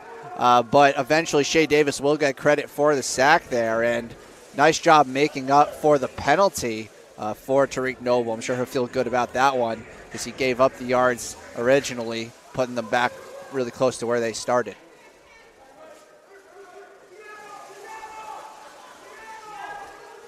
Stampede backed up now following the loss on the sack, and a short gain on the carry there. Went for about a yard or two. And that will bring up fourth down. Lee Holmes on that last carry sets up a fourth down, and we have it at about 8. But again, we can't see the first down marker through the Bearcats bench.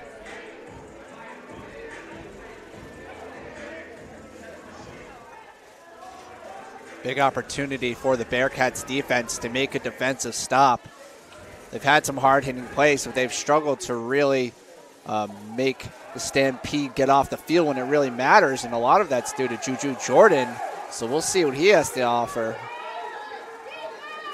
Lewis steps through the pocket, turns upfield, jukes to the outside, and is leveled.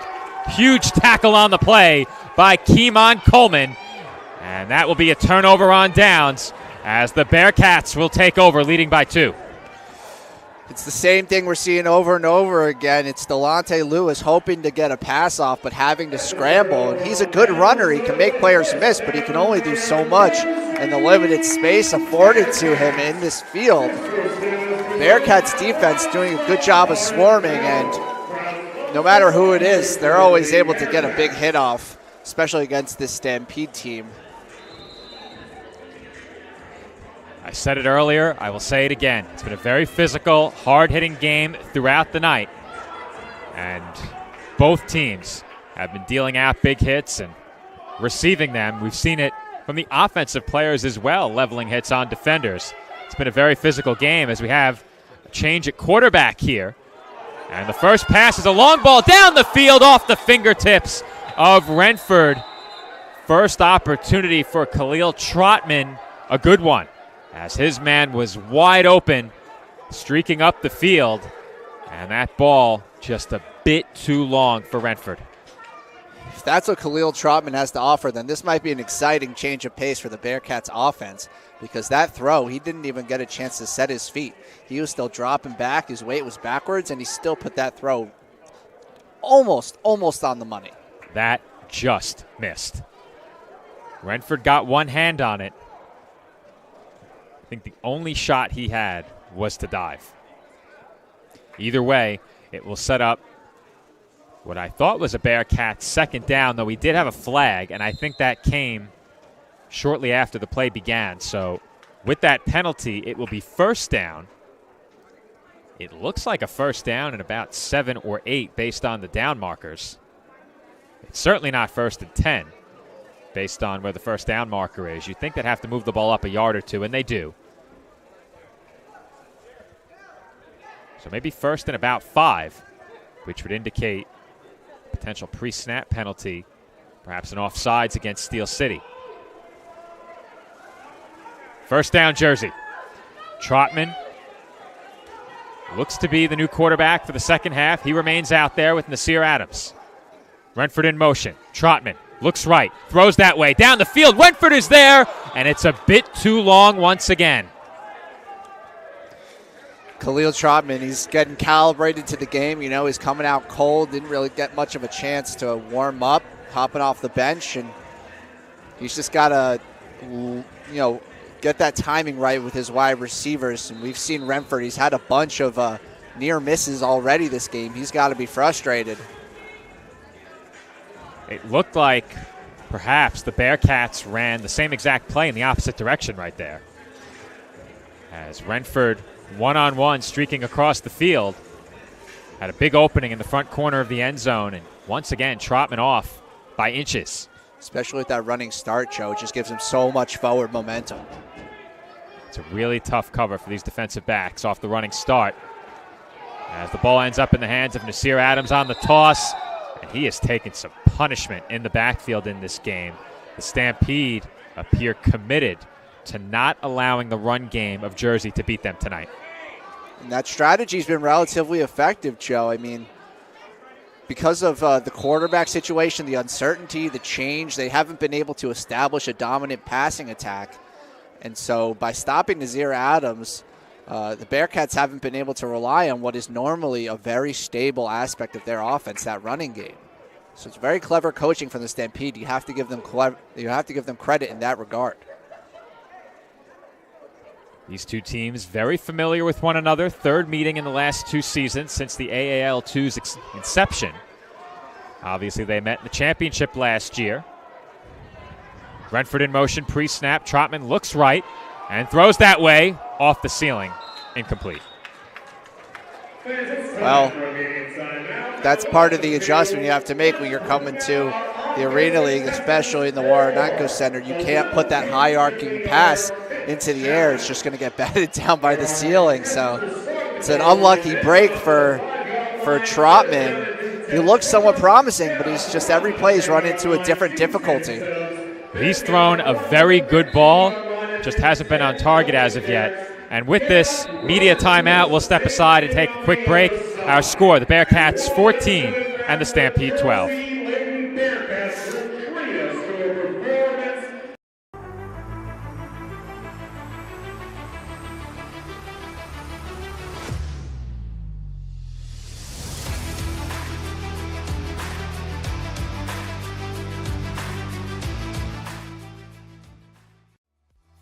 Radel Volkswagen of Linden is your official sponsor of Bearcats football. Visit our showroom today for great deals and tell them the Bearcats sent you. Radel VW of Linden. Visit us today. Bella Pianto Orthopedics, providing care with compassion and integrity for orthopedic disorders and injuries. We also offer concussion support for coaches, schools and athletes, with 24-hour diagnostic and rehabilitation management for injured athletes. We are the proud team physicians for your New Jersey Bearcats. Please visit our comprehensive website or call us at 201-490-4333.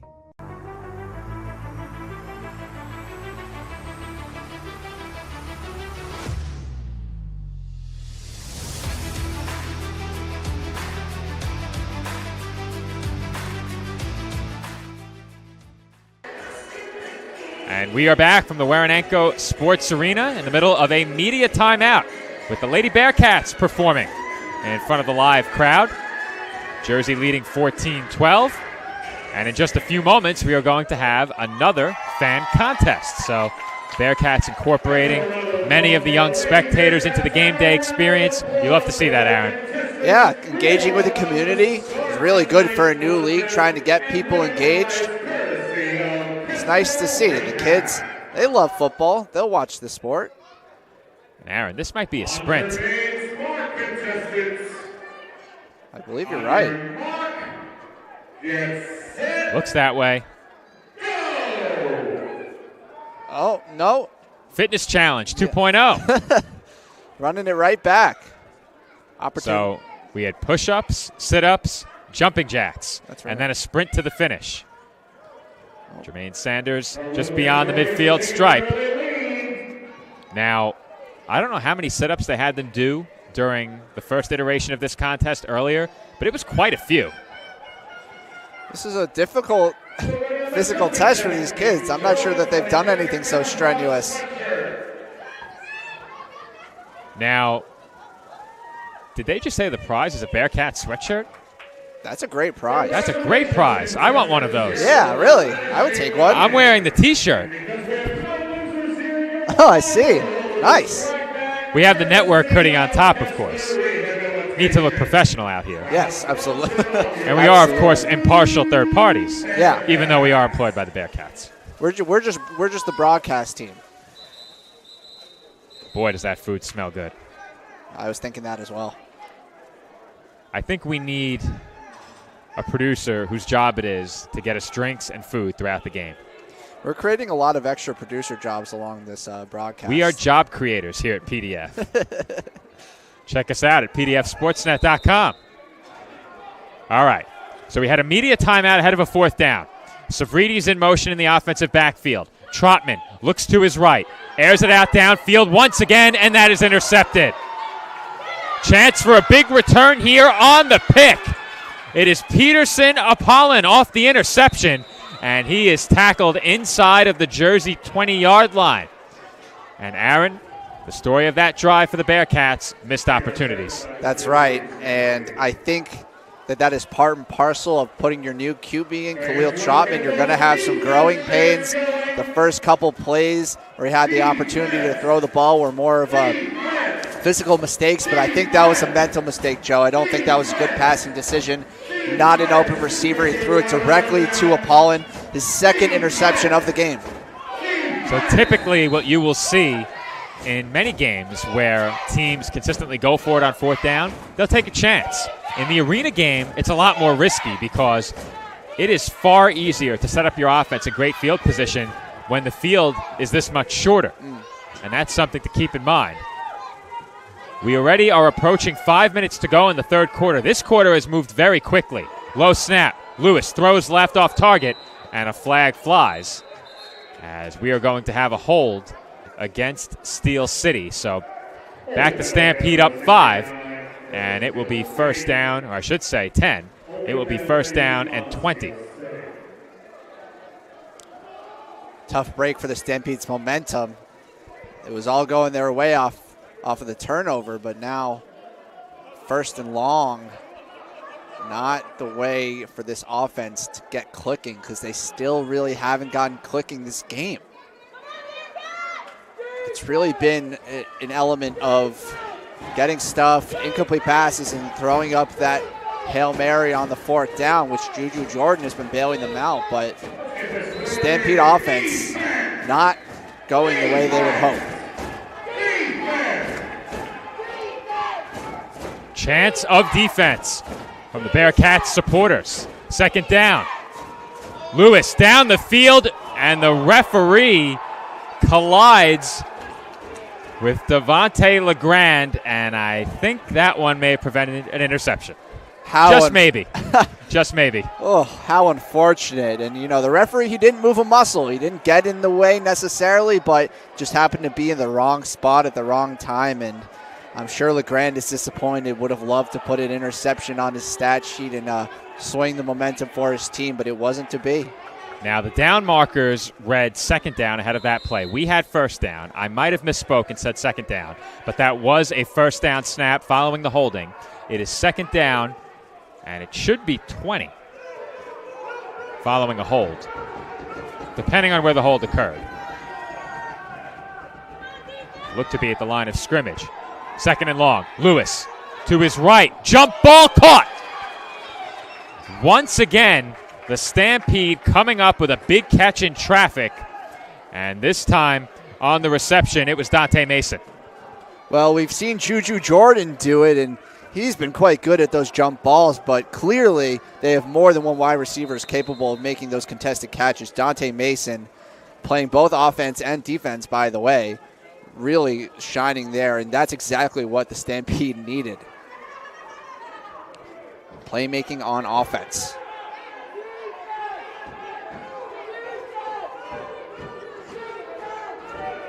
That did not set up a first down. Sticks have third as Jordan has another reception.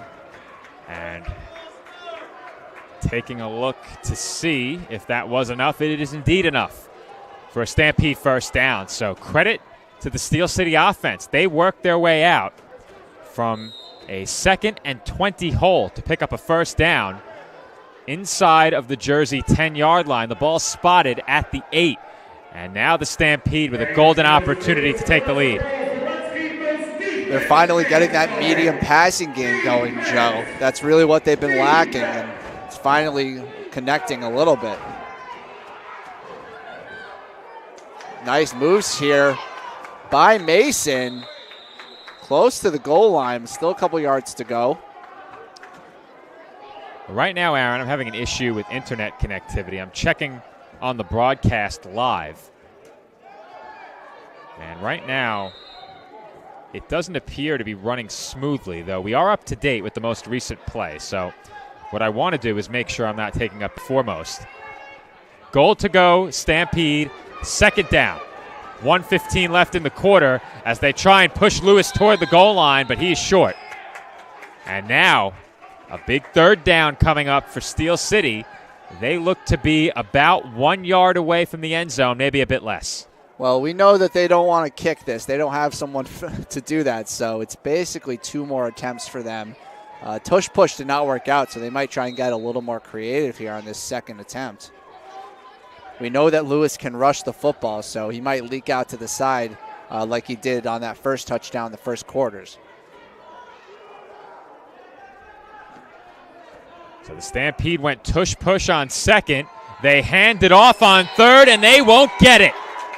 3 Bearcats in the backfield, led by Keemon Coleman. And now the Stampede will have a 4th down and goal with a chance to take the lead, and it looks like that play will have to wait until the 4th quarter as the clock winds down towards 0. And we will wrap up quarter number 3 from the Waranenko Sports Arena. Before we head to break, I'd like to remind everyone one more time that our 3rd quarter was brought to you by Rydell Volkswagen of Linden. Purchasing a car these days can be tough, but not at Rydell, where our expert team makes car buying easy with a friendly staff and accommodations that put you, the driver, first. Score a touchdown on the field and on the road with Rydell Volkswagen of Linden, proud supporter of the Jersey Bearcats and their fans. We'll be right back with the start of the 4th quarter. 4th down and goal to go for Steel City.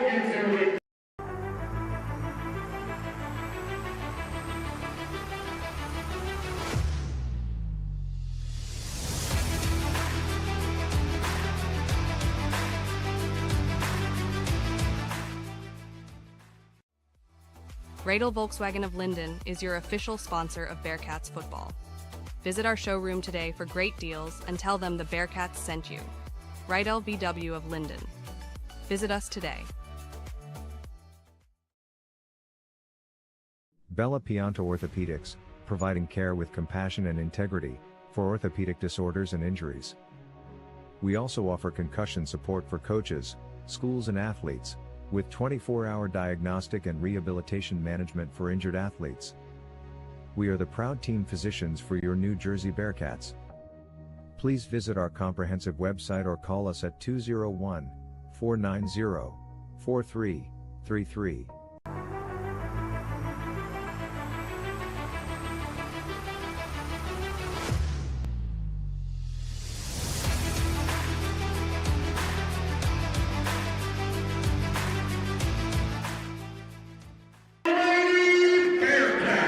We are back from the Waranenko Sports Arena, where once again the Lady Bearcats took the field in between quarters for in-venue entertainment. And Aaron, there's been a lot of entertainment value on the field as well. In this game, these 2 teams have really gone at one another, and now a huge opportunity for Steel City. 4th down and goal to go. A touchdown gives them the lead. Jordan in motion. Lewis tries to scramble for it. He heads toward the goal line, and I think he got it. But the question is, what is the flag for? It is a penalty against Steel City, and that will negate a touchdown. Will it send the Bearcats offense out on the field? As it looks like Jersey was attempting to decline the penalty, I think Lewis may be down as well. That would be real bad news for the Stampede, Joe. No question about it. If there's one player they can't afford to lose right now, it is their starting quarterback.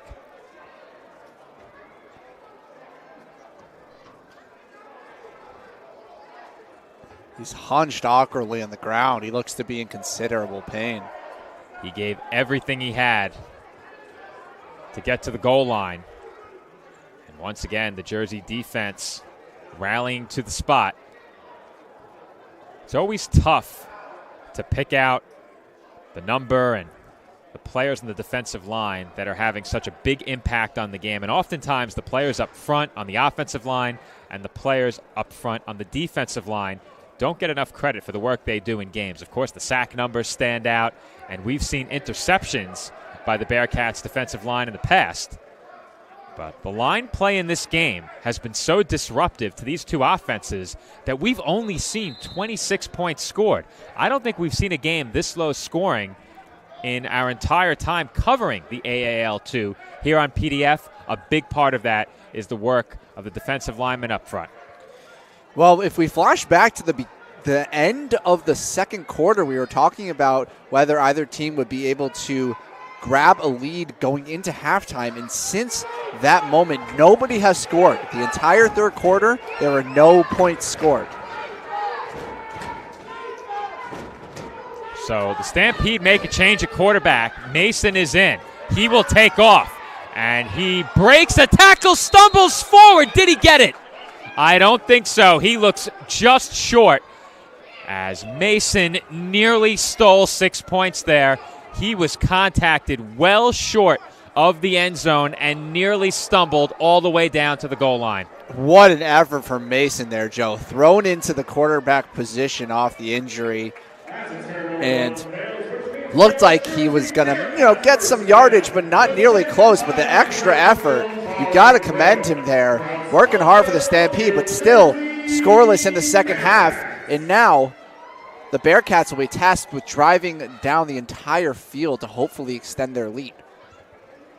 Well, don't look now, Aaron, but the score is 14-12. A safety would tie this game, and Jersey is backed way up against their own end zone. However, ahead of this Jersey drive, we'd like to let everyone know that tonight's final quarter is sponsored by Bella Pianta Orthopedics and Sports Medicine, providing state-of-the-art treatments with compassion and integrity. One championship team deserves another. Visit us at Bella Pianta Orthopedics, proud sponsor of the Jersey Bearcats. Savrides in motion. Trotman throws the other way and overshoots his intended target. That ball well over the head of Renford. Still struggling with that passing game. Khalil Trotman still trying to sort himself out. It was a bold move to switch quarterbacks in the middle of the game, Joe, especially since Jerry Ward, while not playing a perfect game, he was still making some plays. So I would be interested to learn about the decision-making that went into that. Hopefully it pays off for the Bearcats, and they still do have their lead. Well, you could tell at halftime when we spoke to Coach A.J. Roque, he did not like the team his way played in that, or I should say, the way his team played in that first half. Trotman sends a man in motion. That's Ward up the near side. He throws middle. And the feet of Mason and Renford get tied up. Renford has been the top target tonight for these Bearcats quarterbacks, and he hasn't had many that have been on target for him. Had the one drop early, but the rest of his opportunities have come on passes that have been off the mark. Yeah, Renford can only do so much as the receiver. He hasn't really gotten that ball in stride. We know that once he does, he can really make things happen, but you can really trace the issues back to the quarterback position. In this second half, the offensive line for the Bearcats, which right now consists of Zahir Rittman, Steven Nelson, and Christopher Coles, they've given Trotman time to throw. He's gotten throws off, and they've just been off target. And here, Adams pushed right into the face of his quarterback as that is intercepted for the third time tonight by Peterson Apollon, and he is in for a Stampede touchdown. Wow. Pressure bursts pipes, Aaron, and Adams was pushed right into the face of his quarterback, Trotman, who then forced a throw on the crossing route. It was undercut by Apollon, and he has 3 INTs in this game. 3 interceptions and now a pick 6, and he's clearly good at reading the quarterback's eyes, Joe. He can tell where that ball is going to go. He waits patiently to make the receiver seem as though they're open and just jumps right in front of that pass. And that's when you take this risk, this quarterback joining the team, you put him into the game, and he's not used to the arena football environment. And it's understandable because you have to take risks when your star quarterback goes down, and it just puts you in vulnerable situations, Joe, and that's what happened here. Well, these two teams all night long have had to methodically move up and down the field on offense. They have really struggled for points throughout this game, but the defenses have made plenty of big plays, as it looks like there was a penalty for roughing against the Stampede. Now, typically, a roughing penalty would negate a turnover unless it was just a personal foul that occurred after the play. So we're getting a nod from Nick. That was the call. Personal foul, not roughing. And Mason remains in at quarterback. He looks to his left, throws over the middle. And that pass was caught by Apollon, who is taken down at the 10-yard line. So that one doesn't get close to a conversion. It's a 4-point game with 8:45 to go in the fourth quarter. And Aaron, the pressure now rests firmly upon this Bearcats offense. They haven't scored since very early in this game, and that has to weigh on you a bit. Now you have possession, trailing for the first time tonight. And you can see from here A.J. Roque beside himself right now. This is going to be make or break, Joe. Don't forget about the wider context. Early in the season, they already lost their first game 0-1, trying to get their momentum in this home opener. But an 0-2 start for the defending champions, that's a difficult outlook. And with the star quarterback gone, what does that say for the rest of your season, Joe? It's a difficult spot to be in and unfortunate as well. It says that perhaps it's going to have to be a very grinded-out, gritty kind of season for this Bearcats team. And this has been a back-and-forth game. Still almost 9 minutes to go. Kickoff taken back inside the Stampede 20. And on the return there was Tariq Pusey. So Pusey takes it down deep into Stampede territory, and just like that, this Bearcats offense has great starting field position. It's worth reminding everyone that just one score, one touchdown, and the Bearcats have their lead back. And I feel that the Bearcats feel confident with their defense in stopping the Stampede offense. So just got to get that one in the end zone, put your team in a favorable position once more. Bearcats will officially take over at the Steel City 17-yard line. Staying in the game is Khalil Trotman. They've decided to stand by their decision on the quarterback switch. Jerry Ward remains on the bench. Trotman has Adams to his left. Man in motion, Kyle Ward. They toss it over to Adams, and once again, Steel City all over it. And this Stampede defense has allowed absolutely nothing in the ground game. Got to give them credit there. They've really gotten this run scheme under wraps and forcing the Bearcats to do what they have been unable to do, which is pass that football, trying to sort out the uncertainty with the most important position. And this is almost feeling like a kind of tryout game, Joe, to figure out what's the best thing to do with quarterback going forward. Well, you know that this Bearcats coaching staff will go back and look at the game film and analyze each play and get a look at what each of these quarterbacks did in this game. And I think what they'll see is a lot of very close misses. And even though they're close, this team not accustomed to seeing their quarterback miss throws. Stephen Colon last year very rarely misfired. And that's something that this offense will have to work through as each of these quarterbacks gets more reps. You have to think that will change. But tonight, those passing plays just haven't been there. Second down. Ward in motion. Trotman throws in Ward's direction. He's got it, and he's in for the touchdown. Quick strike for this Bearcats offense, something we saw so often last season. And Trotman has Jersey back in front. Our score is now 20-18. I do want to say it's worth noting that before this game started, we heard word that they might have found a quote-unquote diamond in the rough at quarterback with Trotman. And, you know, his start was a little bit slow, but, you know, maybe they did. He's showing some flashes. He finally is able to connect there.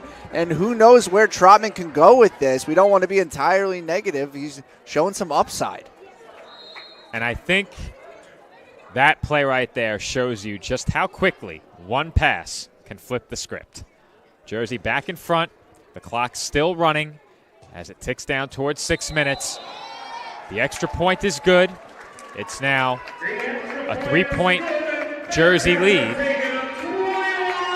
And I believe we have a media timeout coming up shortly, so we'll wait and see if that is the case. All right, fourth quarter media timeout. Quick break for us here on PDF. Our score with 6:10 remaining, the Jersey Bearcats 21 and the Steel City Stampede 18.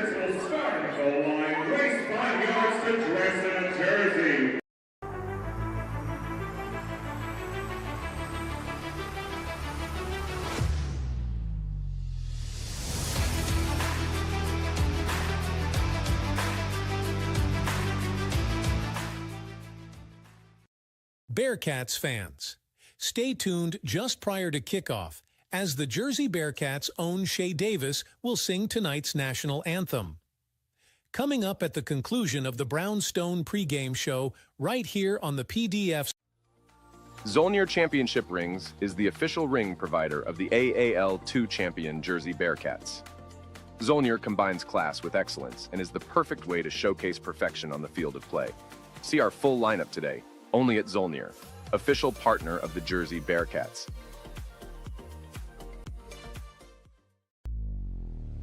Have you ever needed to stop or change the way you do something you love because of aches, pains, or injury? The physical therapists at Kessler Rehabilitation Center are here to get you back to work, life, and your favorite activities. Most importantly, your goals are their goals. Their movement experts will listen and develop an individualized treatment plan so you can heal. Begin care faster by requesting an appointment today at Kessler-PT.com. Experience the power of physical therapy today. Burgers are better at the Brownstone in Metuchen. My weekend starts with the Brownstone burger, topped with cheddar, barbecue sauce, and a fried egg. Give me the Hawaiian burger. I love the Canadian bacon and sweet pineapple. How do you like your salads? Shrimp, chicken, beef?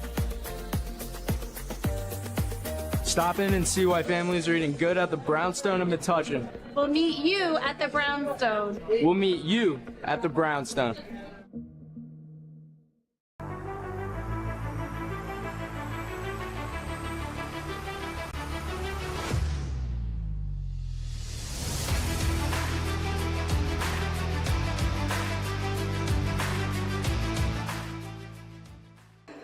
And we are back here from the Waranenko Sports Arena, where I have very quickly learned that it is much harder to dress like a Bearcat than it would seem on the surface. Two young fans taking the field for our latest media timeout on-field contest, and getting those football pants on over shoes, nearly impossible. They had to ditch the footwear and then get the spandex pants on, as two young fans donning jerseys, helmets, and those pants make their way toward midfield, where our contest will conclude.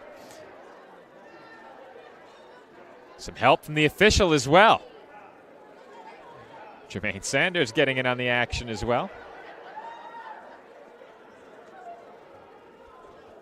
As the two contestants approach the 25. So when this contest comes to its conclusion, it will be Bearcats 21, Stampede 18.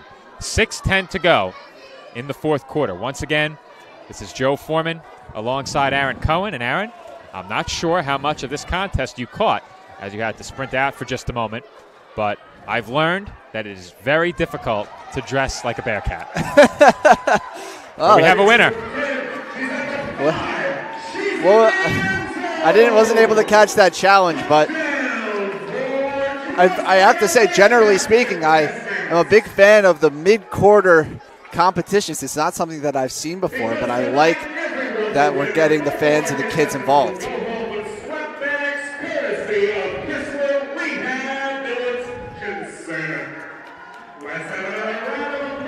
Swag bags for our contestants. You love to see it. As the two teams wait to resume play.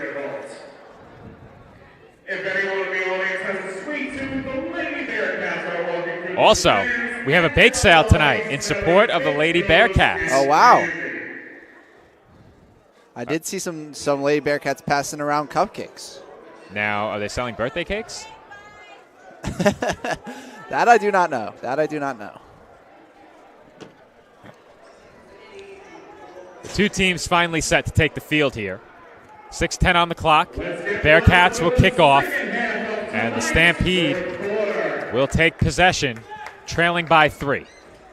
And Aaron, very quickly, this is becoming reminiscent of the game between these two teams last season. The Bearcats in that game led late. That lead got away. Now, that lead was far more than 3 points, but the point being, that game came down to the final seconds, and we appear to be potentially headed in that direction once again. That's right.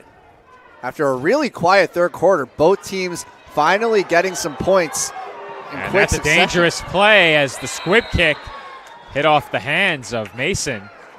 And fortunately for Steel City, he was able to get back on top of it.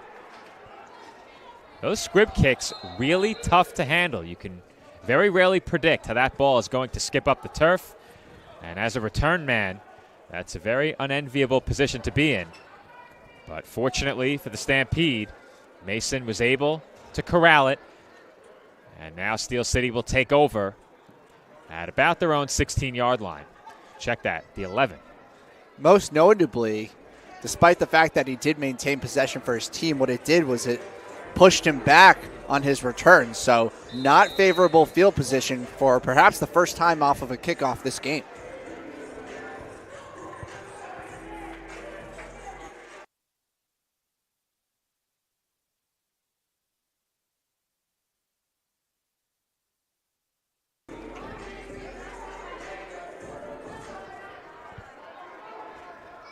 How about that? We had a happy birthday graphic on the screen for me. I just saw it through the YouTube stream. So in case somebody missed our pregame, I've been outed.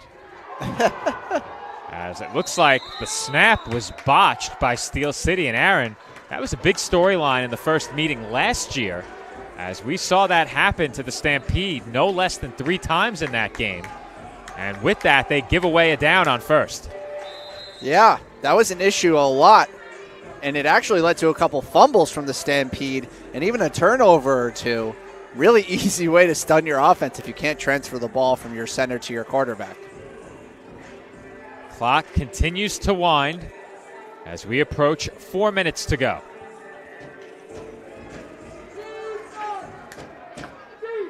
So it does not look like Delonte Lewis will be returning. I think that was clear on the last drive, but it is Dante Mason at quarterback for the Stampede. He will look to throw. He fires right, and that is short of his intended target. That was Peterson Apollon, who has had such a huge game defensively. That time, the pass skips in short. And that's going to have a big mark on the way that this game looks once it's over. If the Bearcats are able to come away with a victory, of course it will be a win just like any other in the win column, but you'll look back at it as the game where the Stampede lost their quarterback. That's going to be the biggest moment.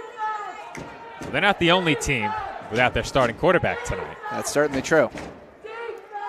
It's a 3-point Jersey lead. 3:15 to go, fourth quarter. Mason will look to pass once again, and he completes. Apollon with the catch across the 15-yard line, taken down at the 17. And that will bring up third down and about 4. Referee signaling fourth down, Joe. I think I might have been mistaken. I think I misspoke. It was fourth down. Fourth and short. I looked over at the down marker too quickly. It is fourth down. It is fourth down. Huge play here in this game. Approaching 2.5 minutes left. Fourth and short. If the Stampede gets stopped here, they might not get it back down 1 score again. They need a first down. High snap brought down by Mason. He looks to run. He takes off up the middle of the field. He's wrapped up and taken down at the 20, and that would not be enough. And they are indeed short. Turnover on downs. Mason comes up just short on the run. And fired up is Joey Ramirez and this Bearcats defense. Great job tackling by that Bearcats defense. Mason, very slippery player, able to generate extra yards with his small frame, but 3 Bearcats tacklers there on the play to make sure that Mason does not extend across that line of game. So the Bearcats offense back on the field, Joe, and it's going to put the Stampede in a really, really difficult position. Steel City now will have to use their timeouts. Clock reads 1:54, but that will be reset to 2 minutes. 2 minutes to go. Bearcats by 3.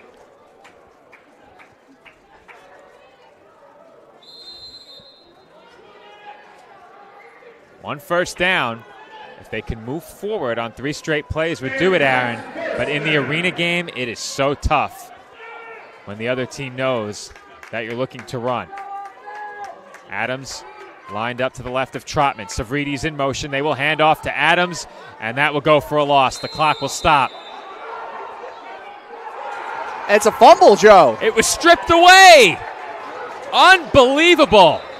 As Adams went down to the turf, the football was ripped out, and coming away from the pile with it was Keem Stewart. Jersey can't believe it, but it is ruled a turnover. Here's a second look. Really tough to tell. It looks like Stewart had his back to us. It looked like there's a flag down on the play as well. That may have been after the play. However, the flag was thrown on the side of the Steel City defense rather than in the offensive backfield. However, the Stampede offense is on the field. Nasir Adams is very upset. He does not feel like that play was called correctly by the referees. But as it stands, great defensive play by the Stampede, giving their offense a chance to make it right.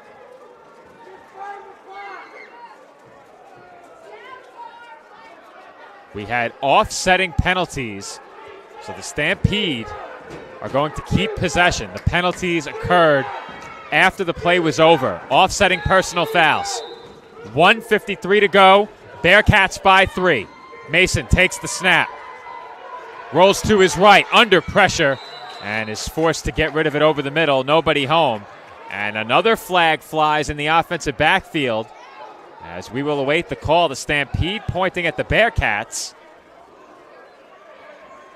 The Bearcats pointing at the Stampede.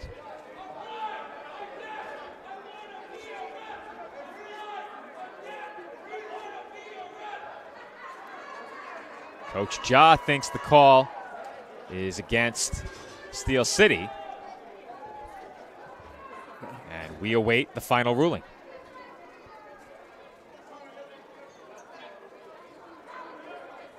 It looks like they're going to pick up the flag. So they pick up the flag. The result of the play is an incomplete pass. And now the Bearcats bench is unhappy.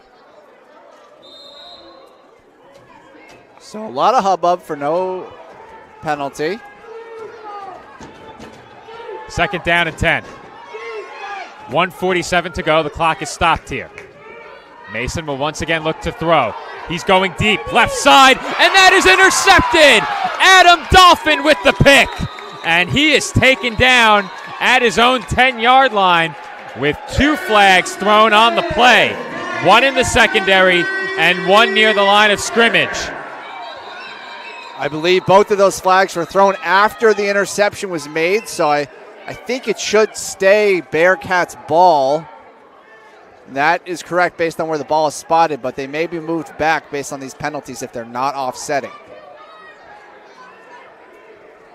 If the Bearcats committed a penalty that would back them up, that puts them in a very precarious spot near their own goal line.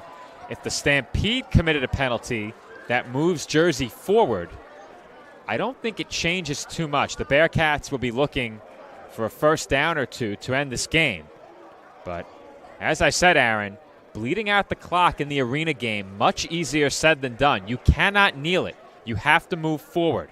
So that's something to keep in mind as Jersey potentially looks to run out the remaining 98 seconds. The officials still conferring regarding that last play. I think they're trying to work out the nature of the penalties committed and what the end result is for the possession of the ball and the placement. We've seen a lot of prolonged discussions tonight.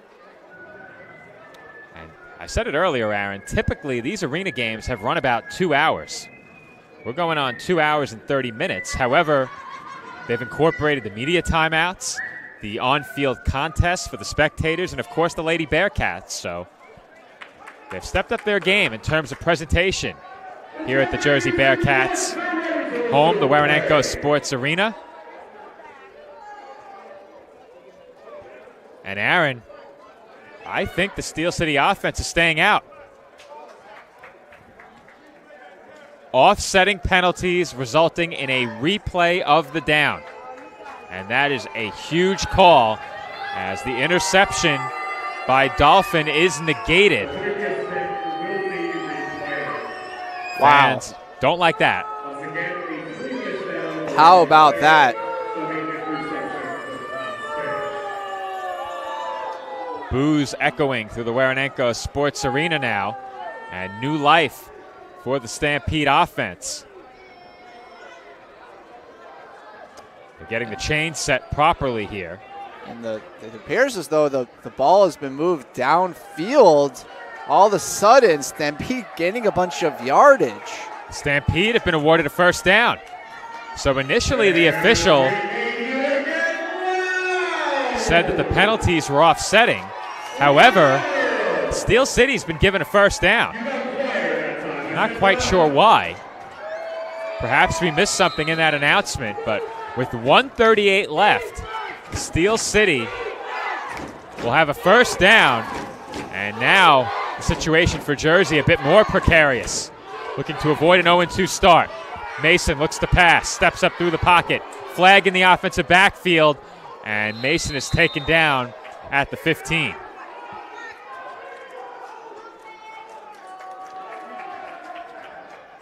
Flag on the field in the offensive backfield. We might get another holding here. Clock is running right now.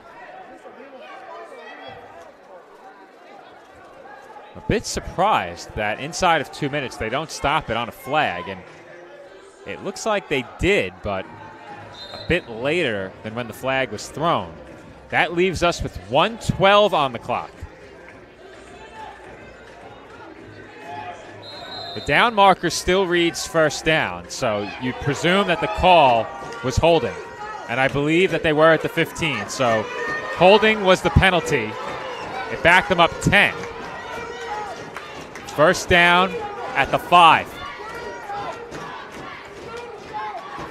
First and 20, Steel City.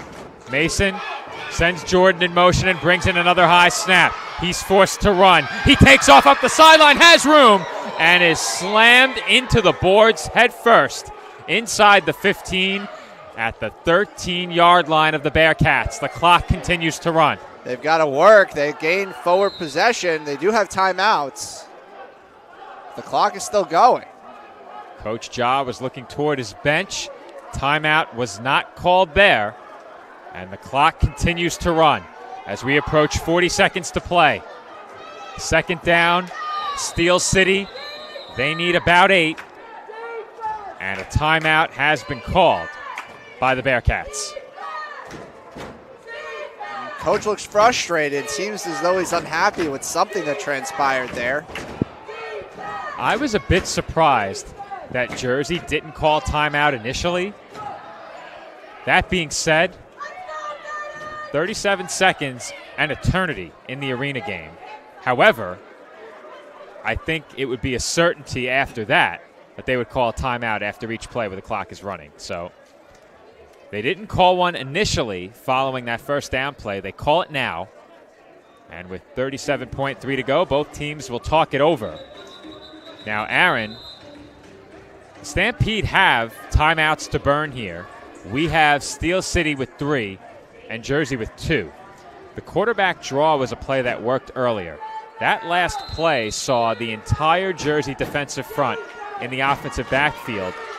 I'm looking perhaps at some point during this drive for the Stampede to go back to that QB draw. Jordan in motion. And And it is indeed a QB draw. The Bearcats were ready. The clock is stopped. That was not a positive yardage play, and they tried it, Aaron. It did not work. Yeah, I think that the Bearcats are ready for that. It seems as though the Stampede not having any success over the air, so the threat of the pass is kind of disintegrated for the most part. The running game for both sides tonight, outside of the quarterback position, has been non-existent. That's right. The teams have not been able to gain positive yards on the ground from the halfback spots. A run cost quarterback Delonte Lewis of the Stampede this game. He has not returned since taking a big hit on the goal line. And we've seen a lot of big hits dealt to the new quarterback, Dante Mason. He sends Jordan in motion on third down. He will look that way. He throws left. It's tipped and nearly intercepted. Elijah McKenzie had a chance to potentially put this game away, but instead it will be fourth down, Steel City. Well, the game could have been ended right there with that turnover, Joe. Slipped right through the arms of McKenzie. To be fair, with the deflected ball, really difficult to adjust in time, but I'm sure he'll be ruining that. Now it's up to this last play. Stampede need the yardage. It's fourth and short. First down for Steel City can be picked up at about the 5-yard line. They will snap this from the 18. Fourth and 13. Steel City does have 3 timeouts. 25.4 to go. Apollon the motion man. That's heaved downfield and intercepted. Devontae LeGrand with the pick, and he is tackled at the Jersey 20-yard line. Footwear goes flying everywhere at the 20, but a Bearcats interception leaves just 14.5 to go. Well, they found themselves in a situation where the Stampede had no choice but to throw the football. And with the backup quarterback in the game, Bearcats decided to blitz, and that worked perfectly for them. Mason forced to throw up a Hail Mary pass, and there were more Bearcats there than Stampede players, Joe, and you can only do so much there, the Stampede. Difficult spot for them to be in, and I think that will probably do it for the Bearcats. Peterson Apollon, the intended target. And we've seen this receiving core for Steel City have the chances fairly well distributed. The Bearcats have taken Jordan out of this game in the second half. We saw them double team him earlier after a couple of big receptions on fourth down via jump balls. Keep in mind, Steel City does have 3 timeouts. 14.5 to go. Perhaps the Bearcats just air it out down the field 3 times to run off the final 14.5. And a botched snap results in a fumble. And Trotman gets on top of it, as it looks like we have an injured Bearcat in the offensive backfield. And Aaron, that was almost a complete disaster. Oh my goodness. And just when you thought this game did not have another twist or turn in it, the Bearcats trying to give that extra element of entertainment. Botched handoff there. Did not hand the ball off cleanly. Thankfully, Trotman was alive to it, because otherwise, Stampede given another chance out of nothing. And that being said, Bearcats still got to figure out a way to get this ball past the line of scrimmage. Even if they don't, might not matter. I don't think it will, Aaron, with 6.9 to go. But on that play, it almost looked like the snap hit Adams on its way to Trotman, and then Adams picked up the ball and fumbled. Trotman then scooped it up, and he was taken down for a positive gain. So that kept the clock running and forced Steel City to use a timeout. That being said, with 6.9 to go, if you're Jersey, drop back and heave it down the field twice, and the game's over. Yeah. I thought they would do that on first down. All you have to do is prevent a very unlikely full field pick six. That's the worst possible scenario. If you don't turn it over, you can't lose here. That's right. You don't even need to move forward. Just don't turn it over. Yeah.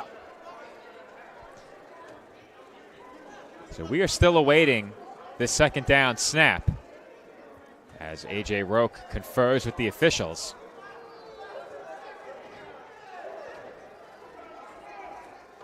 I wonder if he's trying to make the argument that they did advance the ball forwards. They did advance it forward. The clock kept running. If that play did not go for positive yardage, extra time came off the clock. That play was not 8 seconds, maybe 5 at most. I think there should be at least 9 seconds left if that did not go for positive yardage. I'm wondering if the injury is what caused the clock to stop, because I guess otherwise this game would be over. Steel City called timeout, so that stopped the clock.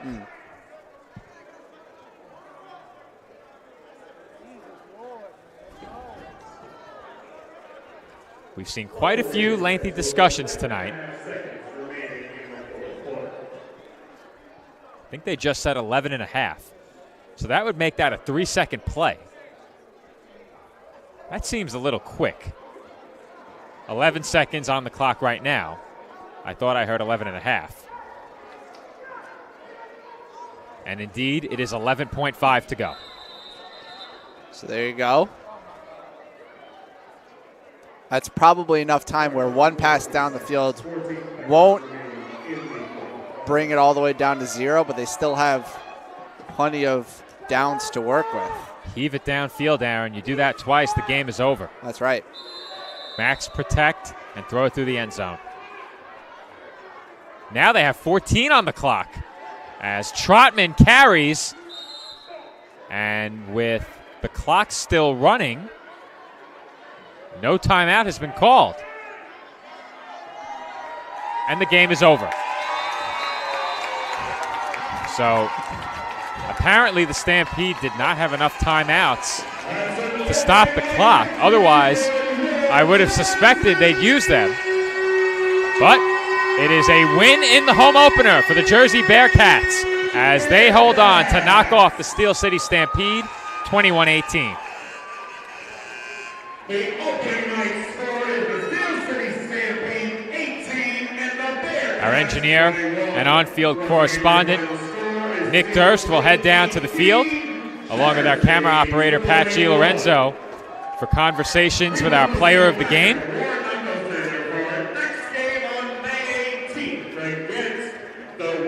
Also, we have the Coach K post-game wrap-up. The problem is they can't hear us on the field, so Nick will lead those discussions.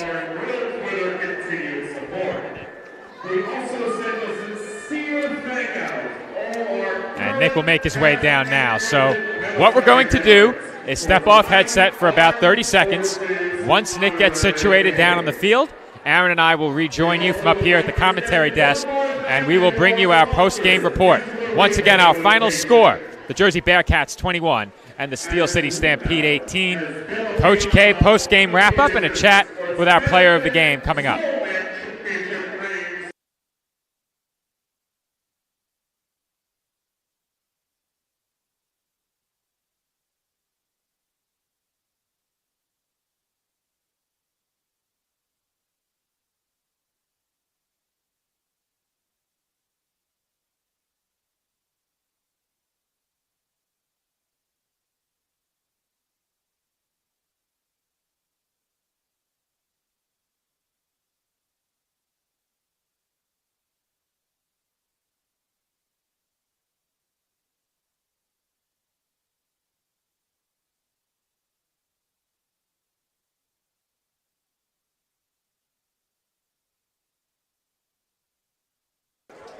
Joe Foreman back with you alongside Aaron Cohen as we get set for our post-game report, including the Coach K post-game wrap-up. Our on-field correspondent, Nick Durst, headed down to the field right now. We will bring him into the broadcast in just a few moments, as it looks like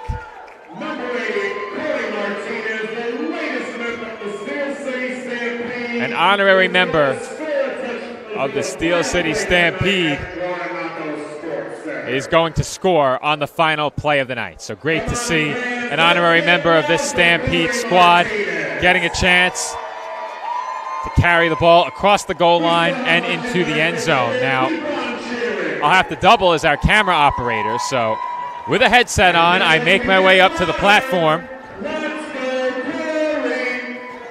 I believe the honorary Stampede player is Corey Martinez, though it's very hard over public address to make out the name. So I do apologize if I'm mistaken. This is multi-talented broadcasting people. Commentating and camera operating simultaneously. This camera's a bit stiff, huh? Big block on the goal line, as that is a touchdown. Now, this zoom button playing tricks on me right here. But we got it. Very versatile crew here at the PDF Sports Network. Corey Martinez scores his touchdown. Big celebrations for the honorary Stampede member. I do apologize if I mistakenly said Corey instead of Colby. Very tough over PA to get everything set up. But it looks like Coach K is ready for us. Nick joined by Coach K right at midfield. So I will dismount from our camera platform and I will throw it down to field level, where Nick Durst is joined by Coach Corey Miller. All right, thanks, Joe. Take Here it with away. Coach K, who we teased in the pregame was going to be ready for postgame. Coach, I know you've been waiting a long time to talk to us again, but what a game here tonight. Came down to the very end there with some good defense to close it out. Yeah, I tell you what, welcome back to the AAL2's #1 postgame show. Wrap it up with Coach K. Yeah, I tell you what, that was one ugly game. They came out to play. They punched us in the mouth. They did not stop swinging the entire game. Those guys wanted it, and fortunately it wasn't enough for them. But we got the dub, but we got a lot of things to work on. So how about that big pick at the end, part two, to actually seal it to get the ball back? Part two, man, I tell you what, LeGrand, he works his butt off in practice. That's one of the things he does. That kid comes in and works, smacks people around, doesn't talk, just gets to work. And I love that. He's a lunch pail guy. He's a Coach K kind of guy. All right, back to 500 now. Let's take a look ahead here. You said a lot of things to clean up, but what are we going to be looking here that's going to be different next time we see you on the broadcast? Well, we were missing a start no lineman, which never really helps, but we just got to clean up offense, defense, special teams. I gave a little bit of a speech at halftime with the special teams. They picked it up, and I'm pretty happy with where we ended up, but we got to start way stronger. We were flatter than a 2-year-old Diet Coke. It was brutal. We walked out, I didn't even know if there was a football game going on or if we were just at the farmer's market. All right, Coach. Well, congratulations on the win. Might have been ugly, but it's a win nonetheless. Go celebrate. Joe, Aaron, back over to you. Arabella Lynn, if you see this, go to bed. All right, send your kids to bed. Joe, Aaron, back over to you.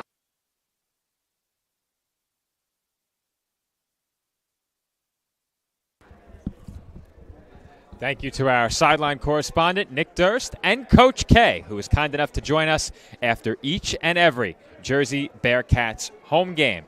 Nick and Pat will have to track down our player of the game, who is coming over in just a moment. Don't want to spoil the surprise, as it will be a surprise for me as well, Aaron. So let's see who it is that joins Nick and Pat. And it looks like it is going to be number 8, Devontae LeGrand, our player of the game. And in just a few moments, we'll throw it down to Nick. All right, thanks, Joe, here with the player of the game, Devontae LeGrand. The big pick there at the end. How'd you see that play playing out? How were you able to pick that off? Pretty much, so the team needed to play, and that was pretty much the time, pretty much where we came in, and you know what? We're going man on man. And then just make a play, honestly. It came down to the wire. I know you guys seen the time as far as the time was running down. I can't just be more elated because my team had my back throughout the whole thing. You know, as far as the games, early in the game is a little bit challenging. Here and there, they was getting little plays off and things like that. But then as we came out to halftime, we started pretty much dialecting and dialing. And then that's how that play came about. All right, yeah, so obviously defense led the way here. Ugly win, but a win nonetheless. So how much pride did you guys take in being able to hold the opponents to a low score? Oh, but it's our home opener. So that alone we feel proud about that. We started off 1-0 at home. We protect this house, as you see. And then all we're doing is planning on building on momentum. All right, congratulations. Go enjoy the victory with your teammates. We'll see you again later on in the season. And that's it, Joe and Aaron. Back to you. That was the player of the game. Back over to you guys to close it out.